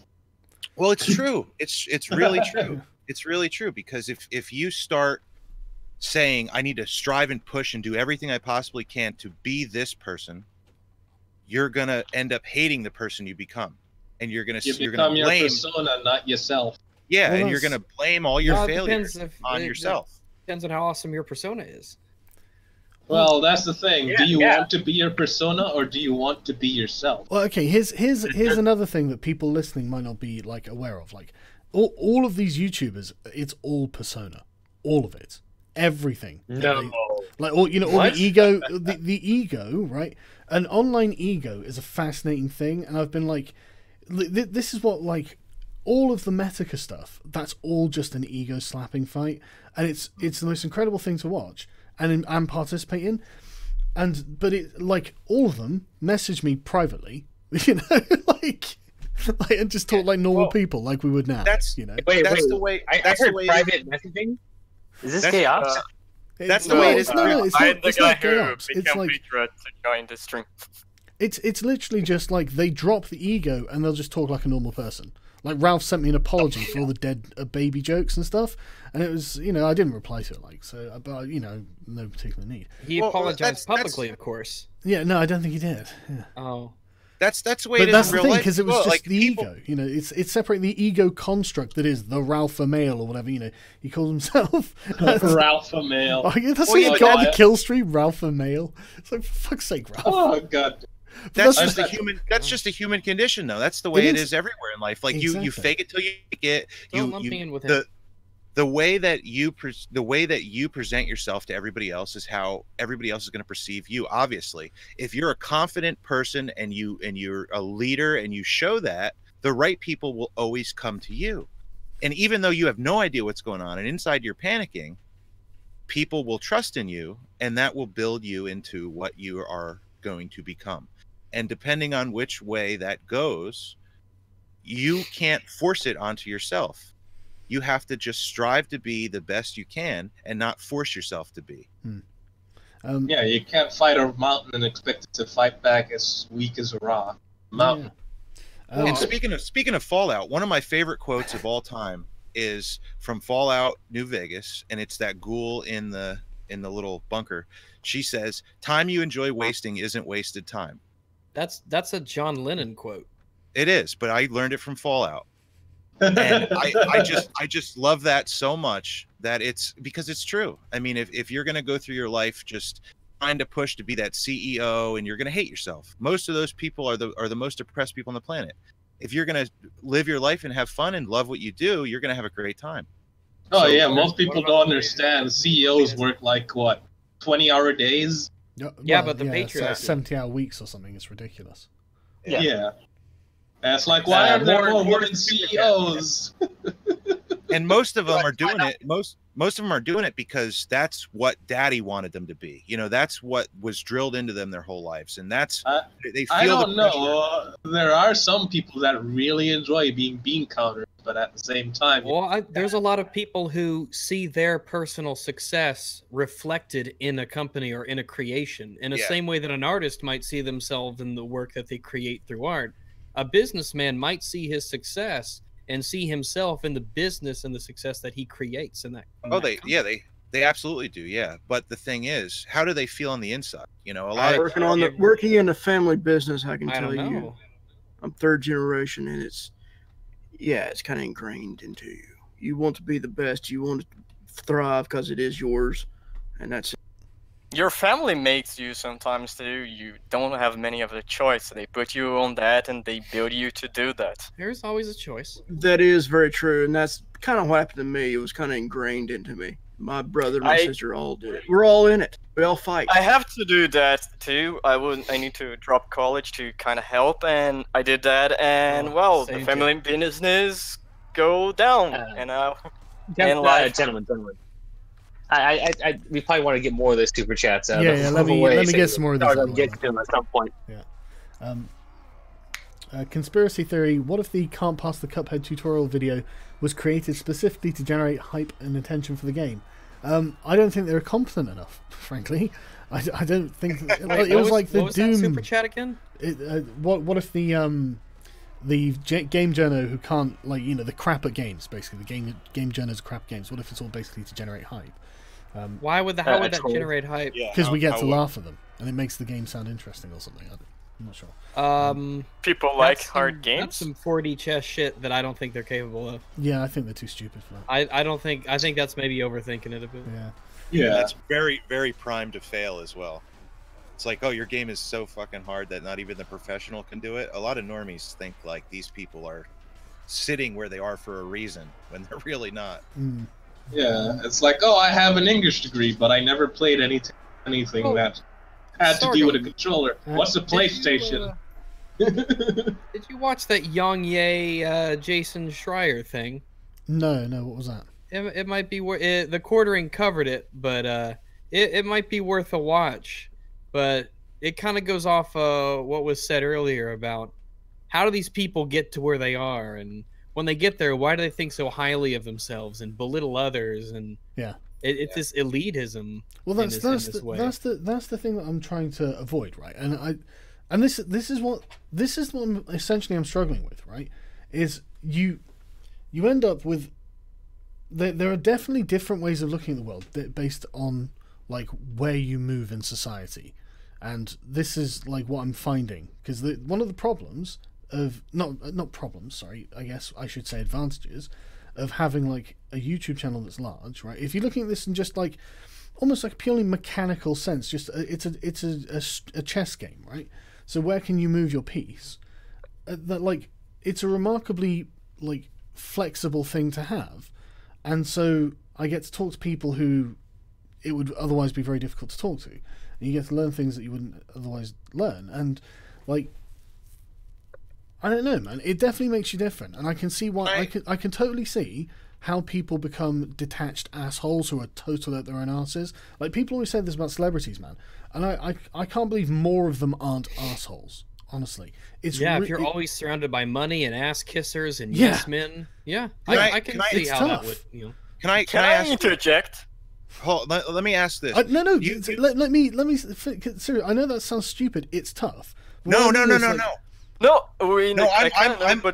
I'm on your side here. Let me ask. Now, you remember when Michelle Obama said we could raise your kids better than you? We know what's best for your kids. You don't, as a parent.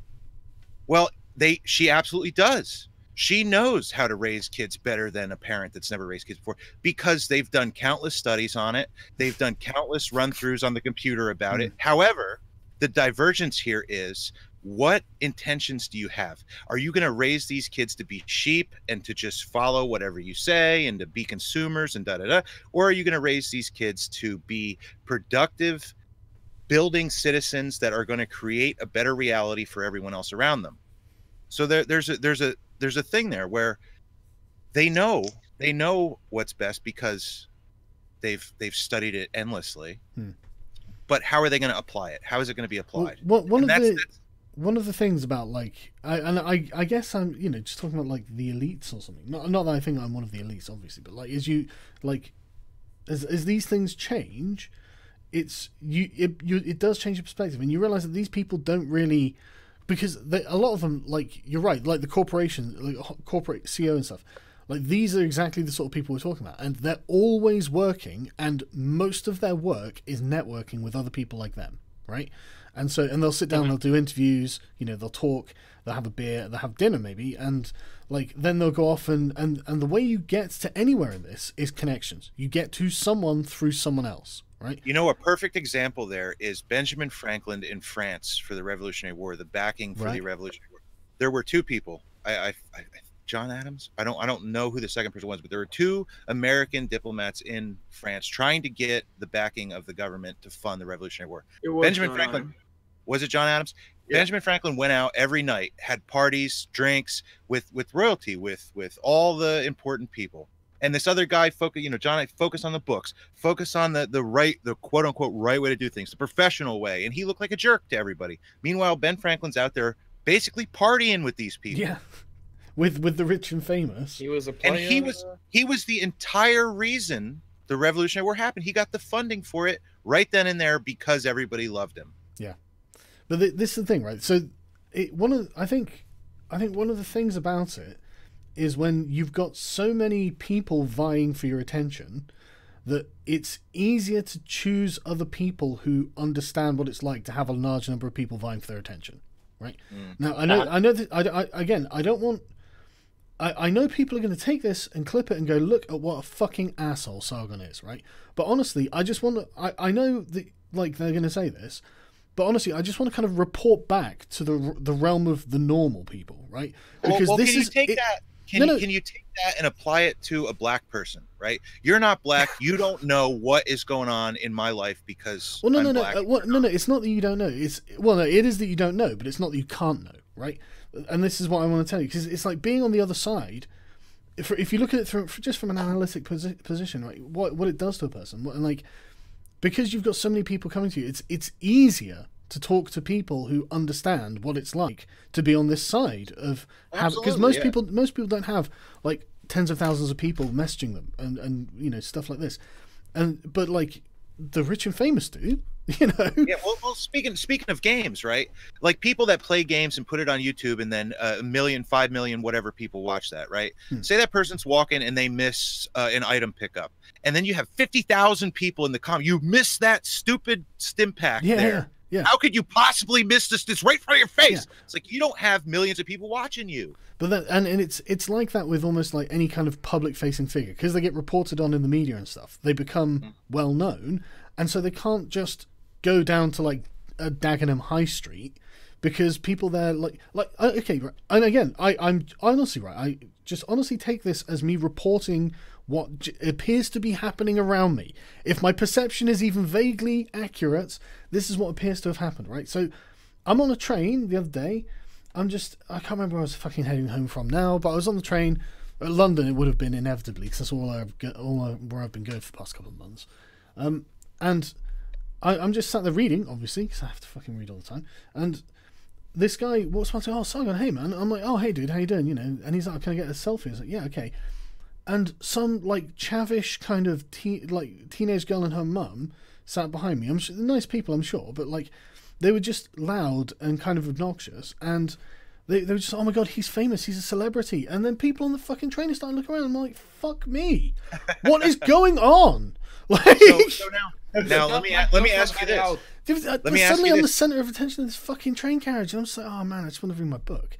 Yeah, if you knowing what you know now, if you could go back to the time I'd keep myself anonymous. Holy fuck. Yeah, that's what I would say. So if you could just have the Sargon mask up there talking to people and just be a channel like Black Pigeon Speaks. But the thing is, right, I when I say this, right, I'm not saying that I don't want to say like I'm ungrateful or anything like this. I'm totally grateful, and every time I see someone, it's always a really genuinely heartening encounter. It's really nice, you know. Like people are like, hey man, I like your Starship Troopers videos, one I've been getting a lot recently, and so I'm just like, yeah, dude, thanks so much. Because I know how much work I put into it, and so the fact that they're willingly congratulate me in public on it, and it's like, that means a lot, you know. And so every interaction I have with people who watch my videos is always like a friend who's just not seen me for a long time. It's always really nice.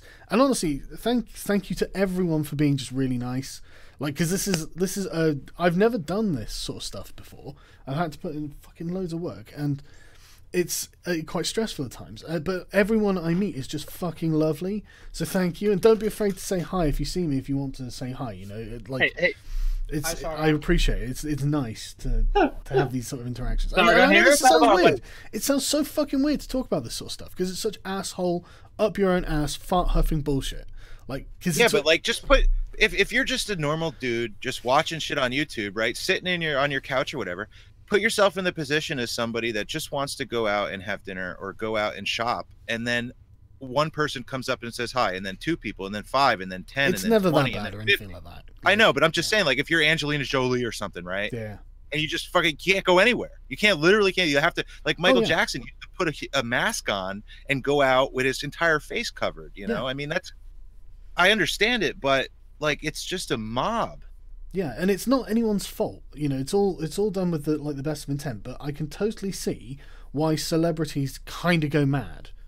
Like, like Charlie Sheenish, you know, and like Angelina Jolie and stuff like this. They're just Britney Spears shaving it all off and running down the street naked and stuff. This is the thing. Everyone's like, oh, it's the Illuminati. So what do you fucking mean the Illuminati, man? You don't need... I bet their managers are, like, desperate every day just to try and keep them in check. Like, because, like, I mean, I don't even have 1 million subscribers. And it's difficult just being what you are to so many people. And so... to someone who's like world famous with billions of album sales or whatever, probably, I can't even fucking imagine how mental the pressure on those people must be. And you're right, they can't go anywhere. You have to commit your life to it. You have to commit to it. I mean, like the conspiracies where did Michael Jackson die or did he fake his death, or did Elvis die or did he fake his death, or did the Beatles, you know, there's a lot of merit to those because that lifestyle is a mob. And do you really want to do that when you're 80, 90 years old if you make it that far? Yeah. You know, do you want to be? Some people just want peace, so that's why sometimes fake your own death become popular, because other people will take like a phrase, "Hey, I want to get a day off," and that's what happened. So here's a good example. No matter how bad it's going to get, Sargon, you're not Candace Owens. Oh yeah. I'm sure she's not that bad. You know, I mean, I don't know anything about her, but like, that's natural. What I mean is, I mean, don't get me wrong, yeah, her and Blair White on the Rubin Report wasn't exactly stellar, you know, but like, I this is the thing, right? This is the thing that I want to talk about. Is like, it's the ego construct that everyone is suddenly fulfilling because they work on it, they build it, you know. And the bigger your ego construct, the bigger influence and like reputation you have, you know. And this is what they're building, and so this is what they're defending when they're going so hard at one another. But it's not anything real. As soon as you stop that conflict, they'll just talk to you like a normal person. Well, you see, the reason that I like you so much and that I've followed you into here is because that Michelle Obama thing I just said, you know, yes, she can, she knows what's best, blah, blah, blah. I see a lot of a good moral foundation in you. And that's something that a lot of people are lacking. And when you have a good moral foundation that you could build everything else, all your choices come from your moral foundation. When you have that and you could justify your actions and justify what you say and what you do based on your moral compass and your moral code, that's a very respectable quality in people. And I don't see that very often in people. Like you say, a lot of this shit on YouTube is just persona. It's just a bunch of bullshit. But I imagine you, if I were to meet you in person on the street randomly, you would be along the very same lines as you are in your videos. Maybe not so amped up and shit, but yeah. I mean, don't get me wrong, everyone has a kind of performative voice that they use when they're making the videos because they have to be a form of entertainment as well. Yeah, you know? yeah. Everyone like has Alex that. Jones. Alex Jones, you know, if Alex Jones would just deliver the fucking news, deliver the shit, you know. It's not like they're making the fucking frogs do slamming papers everywhere and shit, but that's his. That's what gets people watching him, you know. That's also why he has to make his persona, and he has his own personal life. It's Two really different annoying, persons. It's really annoying. And Alex Jones is also why. And Alex Jones is also why I want a Deus Ex multiplayer game. It would work really well. But it's a real shame that he does that because, like, you know, listening to him on Joe Rogan and stuff like this, it's not that he doesn't know stuff. He's been doing this for so long. He knows loads of shit that's happened, and you can actually verify this shit, you know, or a lot of it anyway. He was one of the only people he's the only guy in the world to ever sneak into a place like Bohemian Grove with a hidden camera in like the 90s, you know? Like the balls on this guy. He's got a wheelbarrow with his balls in it, fucking rolling through Bohemian Grove with a camera in a bag. Exactly, but we can't use that. We can't talk about that, you know, because like and conspiracy. Well, no, it's not that it's a conspiracy. It's the right term is community. That's what the right term is. Because this is what I was saying about, like, you end up... And another thing about this world, that I guess that the world of being a public figure is what I'm talking about, right? What it is you travel a lot, and it's really fucking annoying. Traveling is awful. Traveling's a bitch. Yeah, no. And then, like, if... Like, I've had to have, like within a month, like 3 different flights, and some of them long haul flights. And just imagine that was too Trump. much, you know. Flying's a pain in the ass, man. It's like imagine what Trump is going through, right? Like he's got people. I don't have people. I've got me. Bills, you know, he's got exactly. bills, I've just got me. Stay awake stuff. I just got but me. the dude is like 70 years old, man. Like, granted, he's been doing it his whole life, you know. But he gets to travel in the most luxury, people, you know. Man, okay, so on my the trip I was just on, it was a Grand Canyon trip. We did about 30 miles, 4 days, 3 nights, going up and down. One of our guides, right?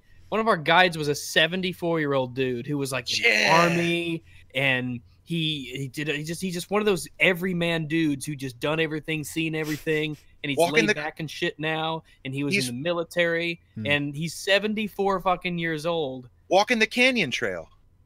Yeah. We went to the bottom and we incredible. Went back up. Yeah. He's That's 74 incredible. years old, and you're like, shit. I've been on I've been on the canyon trails, man. That's impressive. That props to that guy, man. Right, but granted, let me go through the next one, man. Sorry, I know, but it's like nearly 5 in the morning here, so that's always another thing, man. I don't know why I do this stuff late at night.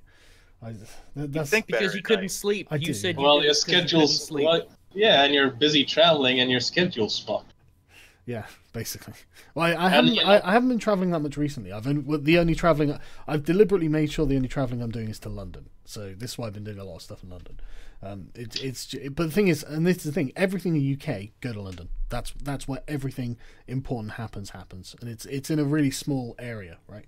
And it's a totally different world of people who have a public, and that's they are kind of separate from society in many ways, and it is difficult to retain like a perspective when you get into that world. And I think if I spent all my time in that world, it would be awful. It'd be really awful. I wouldn't like it. So, and it's weird getting this off my chest as well, because like, get it out, man. It's like therapy. Yeah, catharsis, man. Yeah, sorry, man. Why are you going to pay a therapist thousands of dollars when you could come to your when I could just tell the internet? Paid, and you can get paid to bitch to us about. I guess, but like people who hate me are going to just shred this apart and go, "Oh, look at this Sagan's full." So what, man? So what, man? Yeah. Screw it. So what? Yeah, no, People that hate you gotta keep hating. That's exactly it. You know, the only thing I'd be defending there is like the ego construct on the internet. You know, I would know what was actually going on. Like apparently, Coach Red Pill is saying like, I've split with my wife and stuff. My wife is like, what? It's like, when are you gonna break the news? Yeah, exactly. You're never gonna please everybody. So why even bother trying? Just be yourself, and we'll come to you. You know. Like, honey, I'm sorry, but this creepy old guy on the internet said we can't be together. like really, and plus these bastard news organizations literally write stuff calling people like PewDiePie a straight up Nazi. Dude, right? there Like was this one guy in, there was one about me and Dankula in I think it's called TOR. It's something like that. But you know, calling us alt-right Nazis that were deplatformed from London. You know, and then I've got the active campaign with Antifa in Kent against me because again, I was asked, can you go and speak at university? So I said, yeah, okay. But why do I want to speak? I don't want to speak at university. You know, fucking hell. These are intelligent people who are going to pick apart every goddamn word I say. I don't. You know, but that's good. But that's good, right? That evolves. Yeah, exactly. That forces me to do the work. You know. Yeah, gentlemen. Yeah. It's the you say that, but then you had Bannon go to the Oxford Union and give an address, and you're like, are these the smart kids? See, you know what? Bannon's what really address is amazing as well, dude. This gets under my skin so bad. You have Oxford, right? Like the Oxford Fellows and Oxford itself and the debate hall. Some of the smartest people in human history have gone to Oxford and gave a lecture or talked or debated. And then nothing against Tommy Robinson, right? I love what he's doing. But this is the society that we have, that we've created, that we have evolved around us, where you take where once Stephen Hawking would go to tell you about his latest thought bubble. And then you'd put a guy like Tommy Robinson, who's just a normal dude, sees what's coming, and you put him in the Oxford debate hall to teach the future leaders of the world. That's just mind-boggling to me. It's mind-boggling to me that we have such a society where something like that can take place, where just common sense, no shit, really, like duh, can be told to students. So I agree with you. It is good that we have a society that does that. I guess I wouldn't say counterpoint, but the bit to kind of blunt the impetus, I guess I would say, is that it did take quite a lot to get Tommy Robinson there. I mean, a lot of victims had to pile up. What I'm saying is that no, but you are right. You are right. It is amazing that we have societies that we can actually get this done. But, well, I mean, I'm talking about this is common sense stuff, right? A group of men rape a little girl who's 14. They're not good people, right? Like that guy who stood up in the Australian part on the Australian TV show and said, "A man that takes a knife and can cut up another man is not a good person," and everybody was like, "Oh my god, I can't believe he said that." How is that controversial? What? That's what I'm talking about. Why is Tommy Robinson have to go? Like, why does he have to go to Oxford and say, "Hey, man, when a bunch of men get together and stamp a girl's ass with property of Allah, that's bad"? Why are you not respecting Allah's property rights? You must respect their culture and no beast. My head just like you could see my brains frying like eggs in a pan when he's sitting there telling people, yeah, if you walk down the street and you see a guy raping a lady, you should call the cops. Oh my god, it's so controversial. Dude, what? So in my country, people having a problem because I live in the most violent country, Brazil, so it's fun. People are complaining because someone literally said then it's not the police have to be the right to shoot bandits with like assault rifles. People are saying the police should be disarmed and let the criminals go wild. Yeah, that's the drug cartels ruling the government. That's what that is. Yeah. No, Dude, I we can't got get on with a me all the communist time. party Drugs ruling are- until this year. Yeah. Yeah, Dilma socialism. fucked you guys. Communism works. Communism works. Then, Right, okay, and there's hang on, rumors chaps. that Let me Dilma killed her. let me carry on Wow. with these. Yeah. Didn't know my boy was a man. Play a good shit, man. Thanks, man. Or you get Prophecy of Pendor Best Mod. I think I have played that actually. Also, come to Oz, you fucking palm. See, this is what I mean. I would love to go to Oz, man. Do you know how much of a fucking hassle is to get to Australia? Two 11-hour flights. So oh fuck me, and it, you know, there'll be over a day's worth of travel in total, and I was like, man, it wears you out, man. I tell you, it's tiring stuff. But I will make the effort, I promise.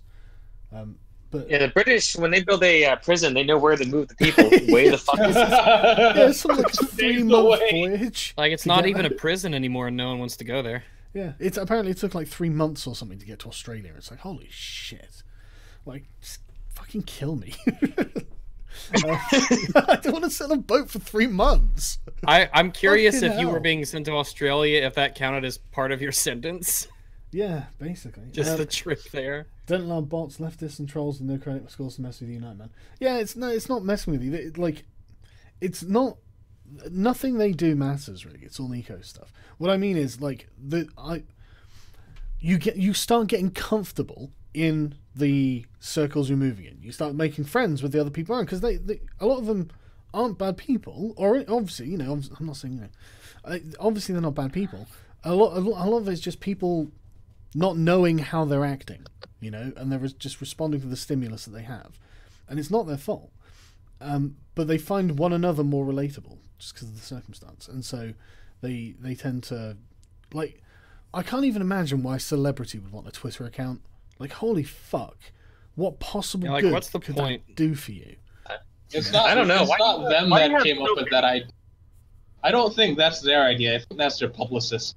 Oh, you're Well, always in the eye. You're going to get Kanye more West. gigs this way. Kanye West had his Twitter account, you know, and it's like Donald Trump's fucking mentions. I mean, I could obviously publish stuff, but don't ever read your mentions on it, because like, I was just looking at this stuff and I'm thinking, man, if you're Kanye West and you put this thing out and you've got like 50 million Twitter followers or something, and you put this thing out and you've just got tens of thousands of people, and a large number of them will hate you, and the ones that hate you will make sure that the next thing that under you is something negative, unless your fans Something are particularly terrible about you. unless Every your fans are tweet particularly is- invested, and then it'll be your fans then the negative one. But either way, right, you've just got this complete battle of ego, 100% one way, 100% the other way, and so like it must be unhealthy to be in that kind of position.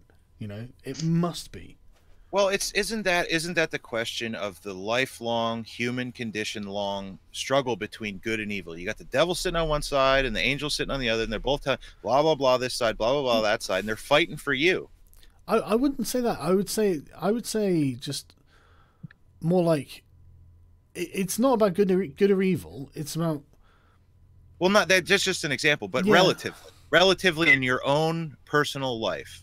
no, I would say it was just perspectives, you know, just where you're coming from and what you can see. Because I tell you what, man, like, regular people don't, like, I think that, so regular people, see, Yeah, you you're up see what there. I mean, right? But You're the up average person who just works in a day job doesn't have people recognize them on the street, you know, unless they're in their local community or something. But if, like, you know, you go to another city, people don't recognize you in the street. But if I go to another city, then that happens, and I'm not trying to be a dick about it. It's Dude, just something I that live in happens, you know. I live in a city where if you wave at somebody on the street, they look at you like you're fucking crazy. Yeah, exactly, right. Like So what kind of life is that? yeah, well, But see, there's too much people to wave in a city. yeah, I know. Before you go on with that, Sargon, has this happened to you in America where you're just walking around the street and somebody recognizes you? yeah, of course. I'm pretty sure they probably ignore you. Dude, look, yeah, like it. Oh, I was walking towards my Manhattan show. Down the road that it was on, this guy was like, "Hey, Sargon." I was like, "Oh, hey, man, how you doing? You come to the show?" He's like, "What show?" I was like, "Okay." So, like, he wasn't even there for the show. It's just like, okay. So, man, and this thing, I'm not being ungrateful. Everyone's always really nice, right? I'm just saying it's a weird life when suddenly this is a dimension to your life You that was have not no there before. privacy. You know, You have no privacy anymore. basically, yeah. But I'm in public, so of course I got no privacy. That's the thing. That's the thing. It's like nobody. I Like mean, we kind of can't you- expect can't- our privacy in public these days, which is interesting. Yeah, but I can't wait for you. Well, I mean, you just want to own yourself. That's what's Yeah, but going can't- on. You don't can't- own yourself. You're public property. Everyone owns you now. Yeah, but Kind of, can't yeah. you take that? Can't you take that and make it liberating? Say, now I have nothing to worry about because under this light, I'm not gonna fucking do something wrong. I'm not gonna do something that I'm gonna worry about. I'm not gonna do something that is gonna yeah. fuck me over. Oh yeah. I don't know how that's liberating. No, dude. It definitely moderates your behavior. Yeah, but is it liberating? Is it liberating or is it constricting? How would that not be constricting? Yeah, it is constricting. This is the thing. I'm not trying to sound ungrateful for anything, and I'm not trying to sound egotistical either. I'm trying to give you guys a genuine representation of what it's like to have a large number of people know who you are and feel positive towards you, or negative in other ways. Like, for example, I went to the Tommy protests and the anti-Tommy protest, and someone in Antifa recognized me and they started passing my name around, and suddenly there's this 200-man strong black bloc who are all pointing and shouting at me, and I'm like, holy shit. You know, and I'm so filming, and so it's like fucking hell, and it occurred to me, it's like, you know, like things that could have been dangerous. They could have chucked stuff at me or something, you know, could have ran out of the block and attacked me. So Fascists. With them, it doesn't, like, they literally attacked an old guy driving a car because he couldn't turn where they wanted him to turn. Like, it doesn't take much to set those idiots off. yeah, but They're the thing just- is, for Antifa, I'd be a scalp. That's the thing. You're the symbol. That would be a good thing that they would use to bolster their cause. They would use her as a trophy. Yeah, exactly. That's I could see that. I could definitely see that. they But definitely would. I used taking their It's like flag as the a trophy. enemy So general, isn't it? Yeah. Capturing the king or something. well, it's just, you know, a victory over the other side. yeah. And that kicking my head in would definitely be a victory for the other side for them. So, you know, I've got to make Well, sure yeah, it but doesn't they- happen. But the thing is, they know who I am, so it's like, for fuck's sake. But they haven't come after you like that. They only No, come no. after you when you're there, accessible to them. You know. Yeah, thank God. The thing that really is, you know, it's gearing up side of Tucker Carlson's house. That is Yeah. extremely scary. You know, that's extremely scary. And that's because Tucker is effective, incredibly high profile, and Yeah. he is They were- he was actually taking the perspective of the regular person. And this is like one thing I noticed about Tucker, right? Is that he sits there making utterly reasonable arguments and then gives this really high pitched, strained laugh. Like, it's an overly hyperactive laugh. And I think, and so what I'm trying to say is that it takes a lot of mental discipline to remain like with a certain kind of mindset, right?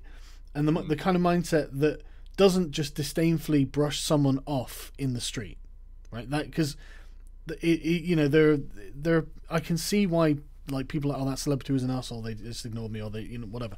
You know, I can see why they do it, right?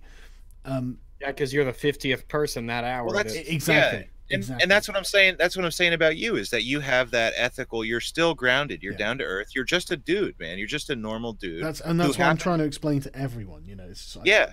But I've got to, like, but that becomes a thing, you know, as well. Yeah, but those are the best people. Like, look at Tommy. yeah. Tommy, Oh, yeah. he's a great guy. You know, he's a really great guy. He's a down to earth dude, and everything that I've ever seen of Tommy Robinson has been positive. I've never really seen any negative. Let me give you an example on that one, actually. Right. So there was a bit of a controversy with Tommy. He's settled now, which is good.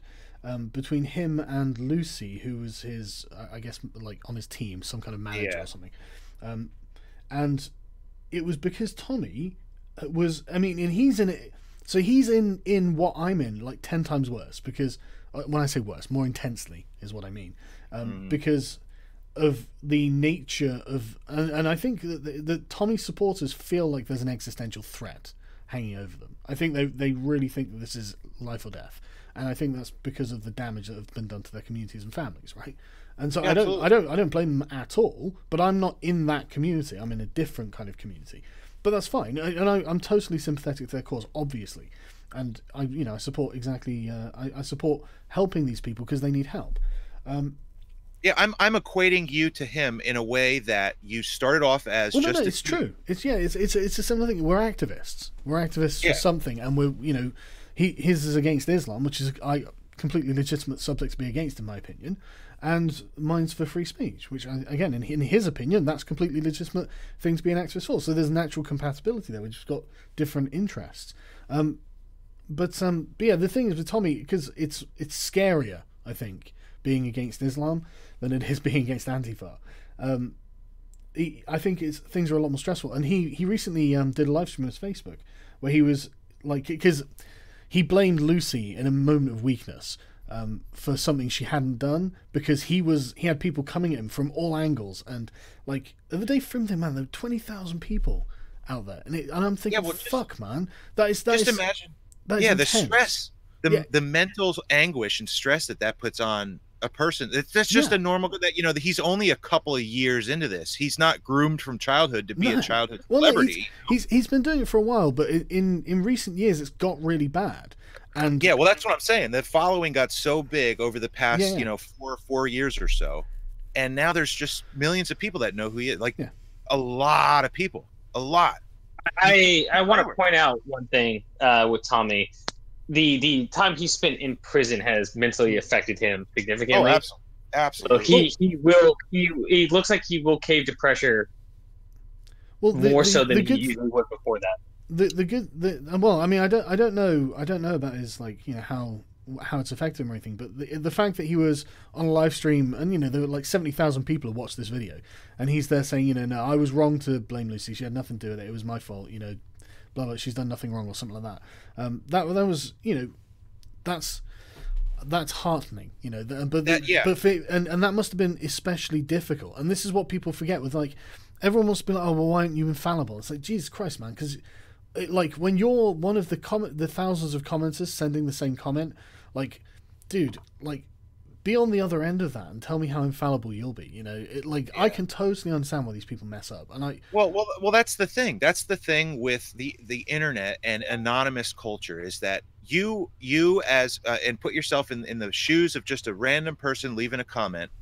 Now you have this just rage that you want to get out because of whatever, right? You had a bad day or whatever. You could go on the internet and say anything you want and just change your username. So a lot of people use that as a therapist, right? They use that to get their rage out because they can't just go and punch their mom, right? They don't want to put a hole in their wall. So they go and they fuck with somebody's day. They fuck with somebody online.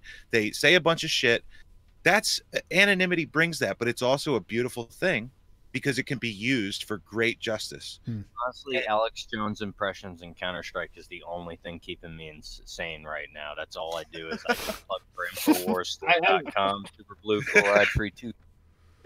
Yeah. I mean, we don't want a situation where somebody gets like a D on a math test and goes out and strangles somebody. So you always got to watch out for stuff like that. Well, yeah, everybody has that wolf inside of them. They have that hungry, starving. And if they don't feed that wolf is going to manifest in real life. And how did people feed that wolf before? They used to do it through movies, or they used to do it through books, or they used to do it through whatever, art, whatever. Now people are using the internet to do it. So people are going to leave nasty comments just because they have to feed that wolf. So that wolf doesn't come out and do something active in real life. Well, one of the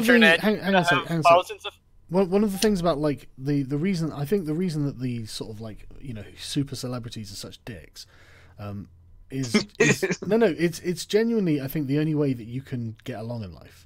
Like, I know it sounds weird, but, like, I think that they genuinely no, I know exactly what you mean. I think it would be just you have to essentially define yourself as infallible to be able to deal with the pressure on you. Yeah, well, that's the thing. That's why Kanye West is like Kanye West. Yeah, I'm the best ever. I'm the greatest ever. You ain't got nothing on me. I'm on top of everything. And that's how a lot of CEOs are. That's how a lot of business people are. That's how a lot of the most successful people in the world are. Yeah. They will not admit defeat. They will not lose money. They will always make sure that they come out above everything else. And honestly, that's how you have to be in life, because nobody cares about you more than you care about yourself. And if you allow yourself to be walked on or stomped on, that's all that's going to happen in your life, is people are going to come and they're going to walk on you because you've dignified yourself as a stair. And everybody's looking for that stairway to heaven to get to the top, and you're just another rung on the ladder. So unless you could get on top of it, there's always going to be people that are going to get on top of you. That's true. I think that's exactly what it is, and it is all like this massive like it is just kind of a power game, the whole thing, and it's so like I talk to like, you know, like a few like Z-list celebrities, I guess. Like he'll be pleased that I called him that when I speak to him next. But I'm like, you know, become friends with them, like, and I don't want to say them just in case they don't want, you know, because they when you're operating in like mainstream circles, it's difficult, like, because they're in a hostile environment a lot of the time, and so a lot of people like talk to me. They can't tell people they talk to me just because I am who I am, and it's the same with Brendan O'Neill, in fact. Like, he's kind of a redheaded stepchild of the mainstream because of Spiked, and it's so bizarre. Like, I can't even know where I was going with that, but it's just like it's such a bizarre world to be in, man. I just want to kind of tell people, it's like, look, you don't know how it is, like, because I didn't know how it was. That's something that Mahler found out when he hung out with Wolf, when he started hanging out with me, when he hung out with the fact he knows or that you've mentioned him. Is like he gets shit from some people because like, oh yeah, it's the person that such and such mentioned. Yeah, because they've got something to defend and they're very aggressive about it. Like Antifa deplatforming us at this thing were very quick, and the venue knew it was going to happen, and they were very aggressive. And it's like, what the fuck are they so afraid of? You know that saying, you know, walk humbly but carry a big stick. Teddy Roosevelt. Speak softly. Yeah. Speak quietly. Yeah. I like the humble. I like the humble aspect of it, but the stick, it doesn't have to be a weapon, right? I mean, a physical weapon. Well, yeah, it could be your mind, a mental weapon. Stick, yeah. It's not an actual stick. I know that, but what I mean is a mental weapon. So you let everybody else around you talk, and you take it in, and you understand. You have a set values of yourself and a set understanding in and of yourself, and what everybody else around you is saying doesn't really matter that much, but you pick up on certain things that certain people say, and you get to learn how people are a lot better. So I find that if you come into a conversation, you just don't say anything, and everybody else is talking around you, you're a lot better off in the conversation. Well, with somebody like you, can't really do that because you're talking to a camera. Yeah. So how do you talk to people normally? Well, I just talk like this.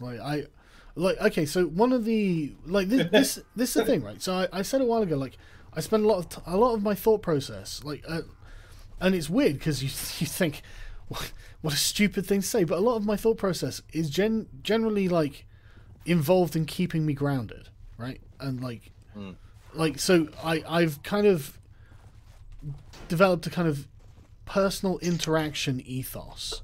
And this is the reason that I thought I'd done something so wrong with Richard Carrier, is I'd broken that, right? I've like always like, right, okay, no matter what the internet ego and the shit that happens online is, I'm always going to be polite to people in person, like, regardless of what happens, and I don't care how they're acting. I'm going to be like, no, look, you know, unless they're physically attacking me, obviously, like Antifa, but like to any other person, I'm just going to be completely polite because I can't go wrong, you know. That's how I'd want to be treated. That's the right thing to do. That's what I think is the moral action, you know. And that's the main reason why I've stuck around you for as long as I've been in this Discord, more than I've been anywhere else.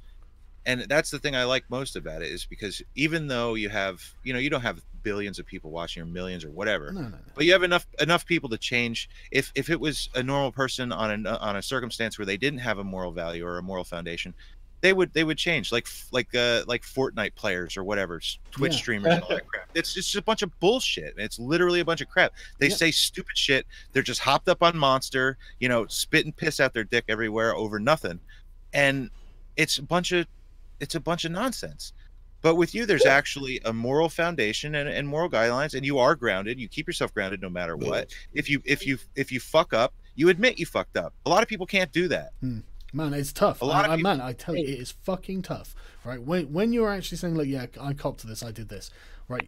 It is genuinely difficult, and it's like people don't realize. Well, the main reason I think you're able to do that, right? And I say able. The main reason I think you're able to do that is because you started out as just a dude on the street, whatever, and you saw a problem, and you were like, "Fuck, man, I got to do something about this problem. This is crazy." And you started doing something about it, and you maintained how you were, because before you even started this, you had built your own moral foundation. Yeah, well, I hope so. And that's what I'm trying to do. That's what it sounds like to me. Yeah, I hate to tell everyone this, but I'm probably not going to be able to get through these super chats because, like, it's 5 in the morning, 5:30 in the morning, and I'm. Well, do it. Spend the next. We'll everybody will shut up. If I have to mute people, I'll mute people and just get through them. Okay, man. Hello there, Quartering. Hey, Sargon, what do you think about the Eisenhorn and Warhammer 40k Horus Heresy book series? It's a ton of reading. The concepts and storyline are unreal. Definitely worth a read or listen. Dude, I would love to, but there's just... I've got to read Old Dead White Guys.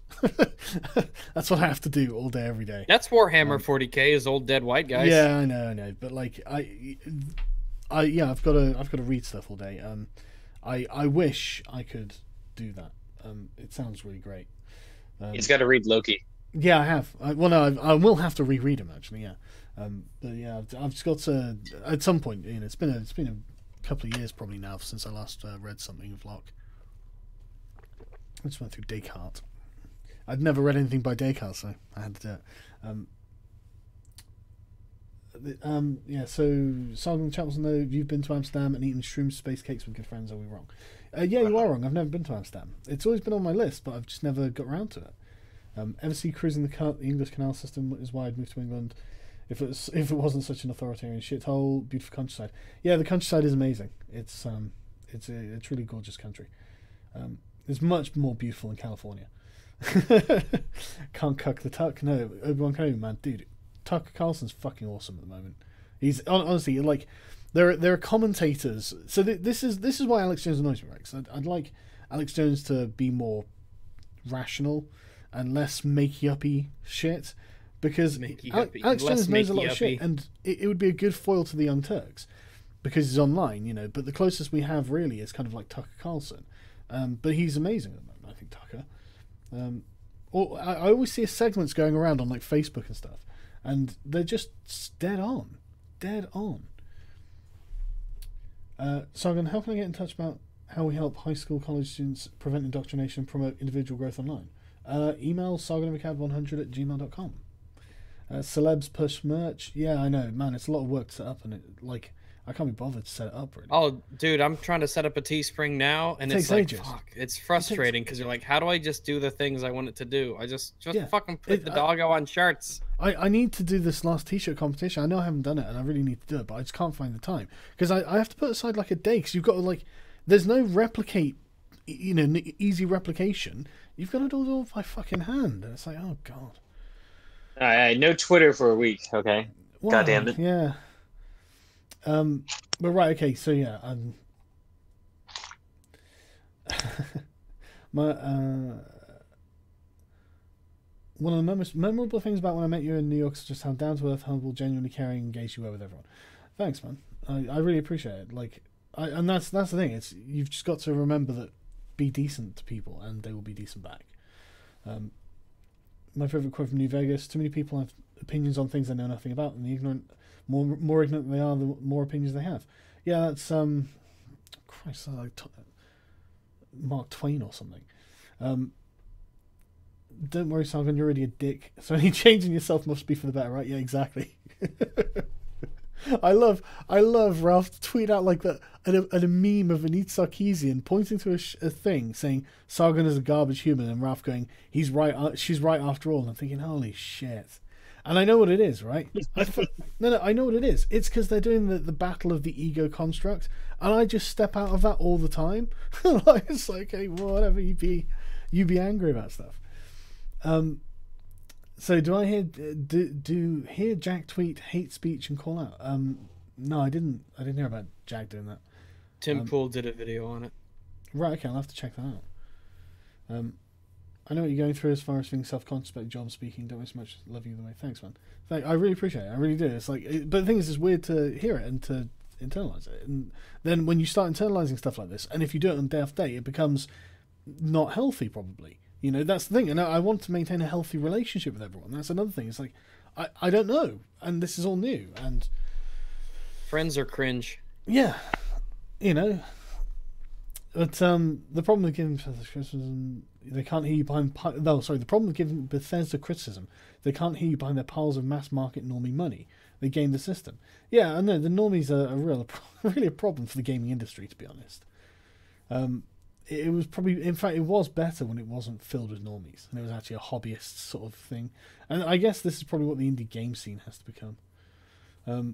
Just discovered the series, but I want to ask, have you ever watched The Emperor Had a Text-to-Speech Device? Yes, I have. I haven't watched it in ages, actually, though. Never knew boomers play video games. Shocking. Yeah, I play 10-year-old, well, probably 20-year-old video games now. See, the Sweetie Squad is here to play football with your dead kid, 1488. Thanks, Meme Machine.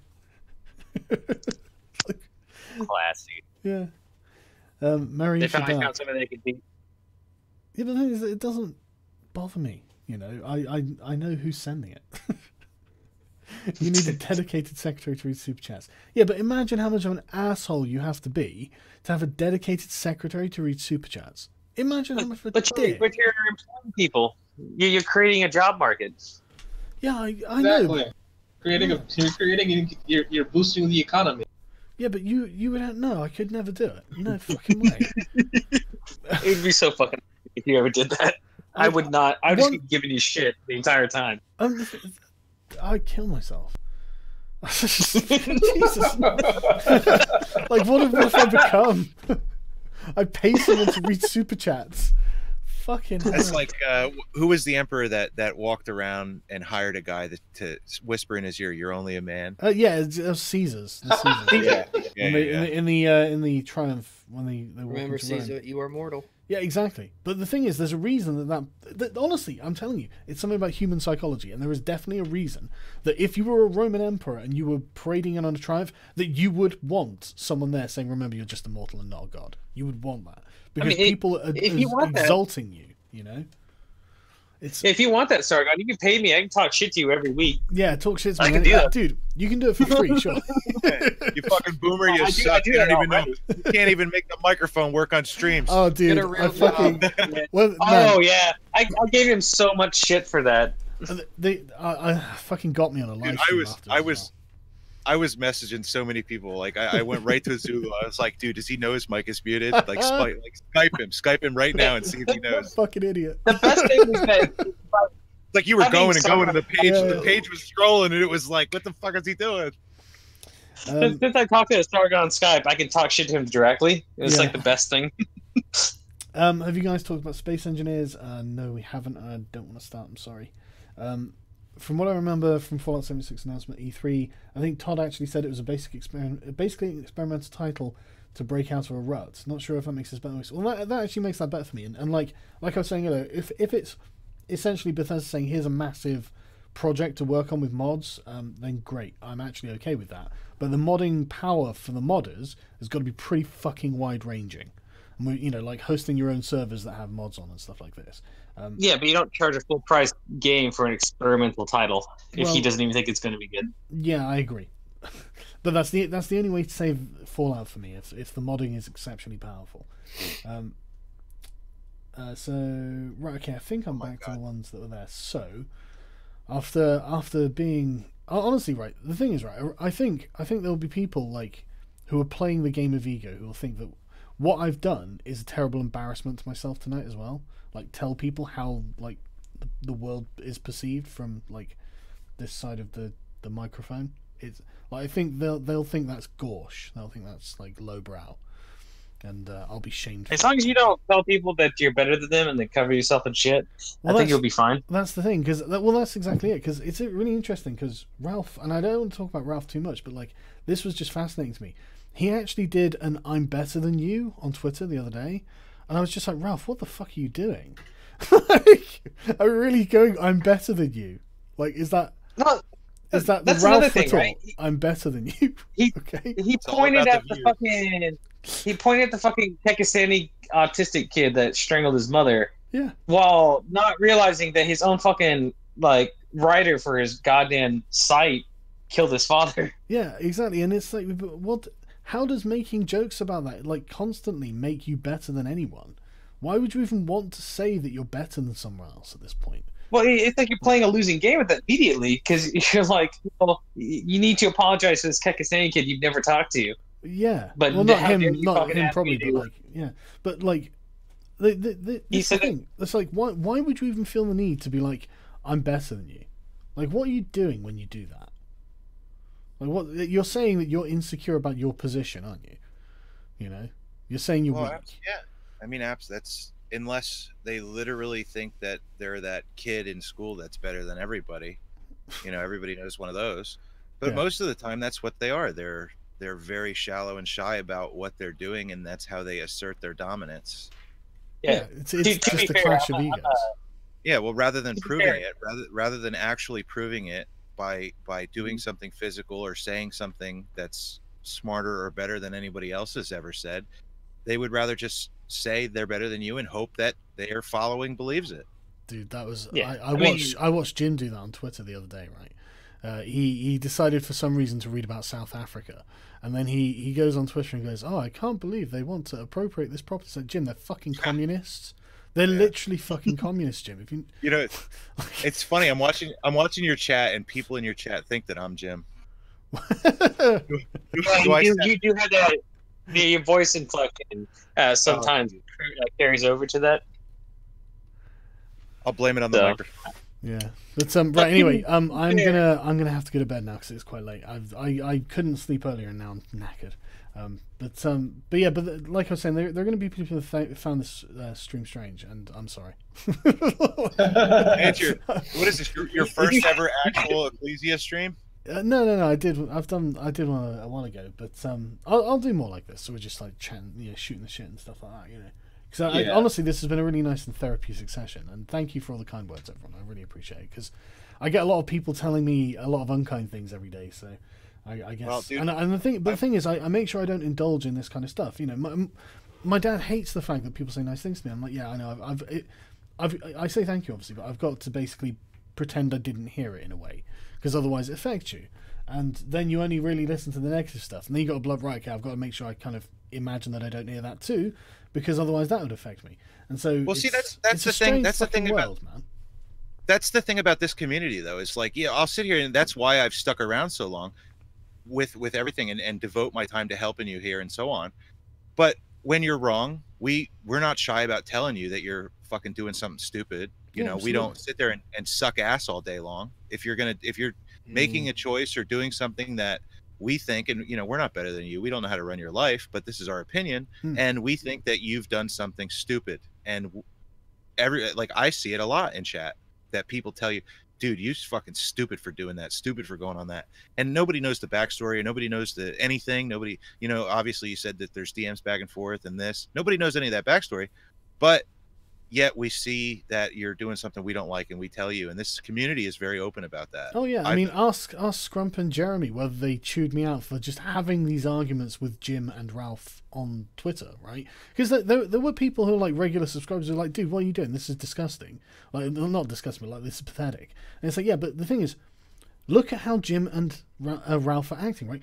Ralph wouldn't have V on the kill stream the other day, and I know this is pathetic drama stuff, but I just want to show people how this works. Like effectively what we did is debased the construct, and now Ralph won't even talk to us. It's like, well, great. That's what I wanted from the fucking start. You guys just wouldn't fuck off. So okay, now you can't stand me. It's like, great. Now you're calling me a garbage human. Well, great. Hopefully you'll leave me the fuck alone to read these fucking books. And I know it's a strange thing, but it's just the input you get, and these things, you see these things all day, so you have to kind of manage them, because when you're doing it matters in a way, and it's annoying. Like I've learned everything on my own. I never really had a teacher of any kind, or a mentor, or I never really went to formal school for anything. I taught myself a lot of stuff. And when you do that, it's good in a way. It's really good in a way, because you can discover what fits for you.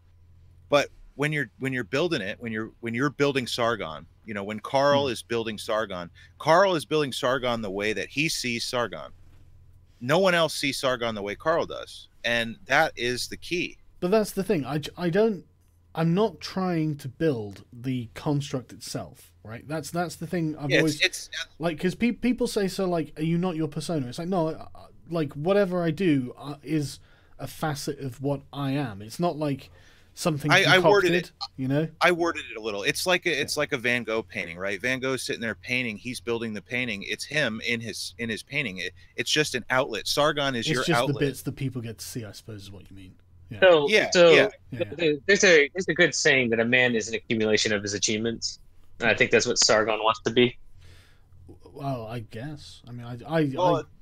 A lot of people, like most people do. Most people, like that's Western culture, you know, in a way. That's why in America, big house, big car, big everything. You know, the more you have, the better you are, so on and so. That's been ingrained in people. That's usually compensation for something. The thing is, right, I'm not like terribly materialistic, and I'm not terribly, I've never been bothered about getting trophies. You know, I don't really care what other people do. That's, I think, the most, like, I don't give a shit as long as I'm doing what I want to do. I don't care what other people do, right? So I've not like looked at it like a trophy gathering exercise. Like, this is why in every fucking time I have like achieved a new rank in this kind of competition of the public character or whatever it is that people play. Like, I've effectively just been messing around, and I've always got this kind of smirk because, like, look, I'm doing this kind of ironically. You know, I don't want to be like joining a political party, really. I want to be playing my video games. But that's the best thing. If I have to do it, okay, I'm going to fucking do it. And then when I've done it, I'm just like, there we go. I told you I could fucking do this. Now I'll go on to do the next thing. I told you I could do that. That's the best thing is that you are who you are. You know, you are who you are, and your Sargon is yourself personified. That's what, you know, everybody has to have something to blame. So if shit goes wrong, you blame Sargon and get the fuck out of there, right? But the thing is, you are who you are as Sargon as you are as Carl, right? And that's the key thing. That's the key. That's the key thing. I tell you what, the real name thing. That's a really interesting point, right? Is the SJWs? Well, they love to use my real name, and they think it hurts me. And if I wasn't, if it bothered me, if it was like it was a giant ego thing, it would bother me. But it's not a giant ego thing. So every time they say Carl, and then someone says, "Oh, you're not using his name," I'm like, "It's fine to use my name, Carl. That's fine. That's my name." You know, I'm not. You know, I'm not bothered about it or anything like that. But a lot of people just don't because it's just natural in their heads or something. It's like, okay. Well, your name's kind of your name's kind of boring. That's why I stick with Sargon. It's really fucking boring. And it's internet. It's internet culture, you know. Yeah, like, but I do the same thing. Like with Dankula, I just call him Dank. You know, I don't even think about it. You know. Yeah, I've known you for like 4.5 years. I will never call you by your fucking first name. Yeah, well, I mean, I don't mind either way because I'm used to it at this point, you know. But they think it's a mark of power. They think it's like knowing your name is like a power word or something. It's really funny. Well, that's because they try to rub it in your face, like we know who you are, and at any point we could come for you. We have. I don't know. I don't think it's that. I think what it is it's about a kind of legitimacy that they like. They'll call Madonna even though that's not her name, but they, you know, and to someone they don't want to like make credible, they won't, and things like that. And so it's about like, again, it's kind of like a game. What you're thinking is they won't recognize your personification of the thing that you've, again, to use a weird term, built. They won't recognize that because they don't agree with it, but they'd rather humanize you to the point where they're trying to establish dominance over you by making you smaller than the thing that you've created. Yeah, I think it could be something like that. I mean, it's a deliberate strategy, obviously. It makes sense, yeah. It makes sense. Well, I think they. But the only people who don't do that, are like, you know, and call me Sargon, for example. Like I said, I don't require anyone to call me Sargon, obviously. You know, I'm more than happy for people to use my name. But the only people who don't do that are the people who are not interested in competing with what I do. You know, that like the people who are like the SJWs, for instance, or the alt-right. But the alt-right, even then, they just call me something on Sargon of Akkad, the Sargoy of Mossad or whatever, you know. Stuff like that. They'll still use, so they still recognize the fact that I'm an entity in like a peer or something. They don't use my name so much, and it's interesting that distinction is made. But the SJWs hate using my real name, My stage name, I guess, my channel name. We can't legitimize him. Yeah, but they're all about identity. They're all like, "Oh, you've got to call me a fucking woman." It's like, wow. Yeah, why are they why are they denying you your identity? Yeah, exactly, right? Yeah. Why would they say it that way? Oh God, that politician that changed his gender to female, to trans, to just totally fuck over the whole establishment. That shit really got me going. I was laughing at that hard. I don't know who that was, but I'd have to look it up again. I don't know his name. Right, okay. I really hate to do it, but I am actually gonna have to go because I'm actually knackered. I'm in the middle of a fucking battle. I'm just gonna close it when I end the stream, so it's can't be fun. It's like nearly 6 in the morning. Before you go, Anubis, can you say Carl of Swindon? Carl of Swindon? All right, hey, Sargon, at some point we need to get him to like mimic like Jim and put him into your campaign for a bit. Oh Jesus! Yeah, no, I can't. I haven't watched enough Jim. Yeah, the chat's freaking out, calling me Jim big time. Like, oh, fake Jim is best Jim, and Jim is he won't share his identities. Jim. Jim hasn't been doing anything interesting lately, anyway. Like, what the fuck last interesting video he uploaded was? You know, you guys have switched personalities, right? For like the I know, like the most recent point in time. Yeah, he's become the serious, unfunny one, and then you become moderately all right. Moderately all right. Right, well, we'll end damning me on faint praise.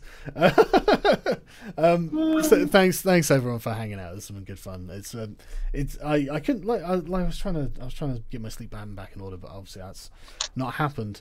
But anyway, thanks for hanging out, everyone, and thanks for all the donations. Really appreciate it. If I didn't read your chat, I'm really sorry. And I will see you all later.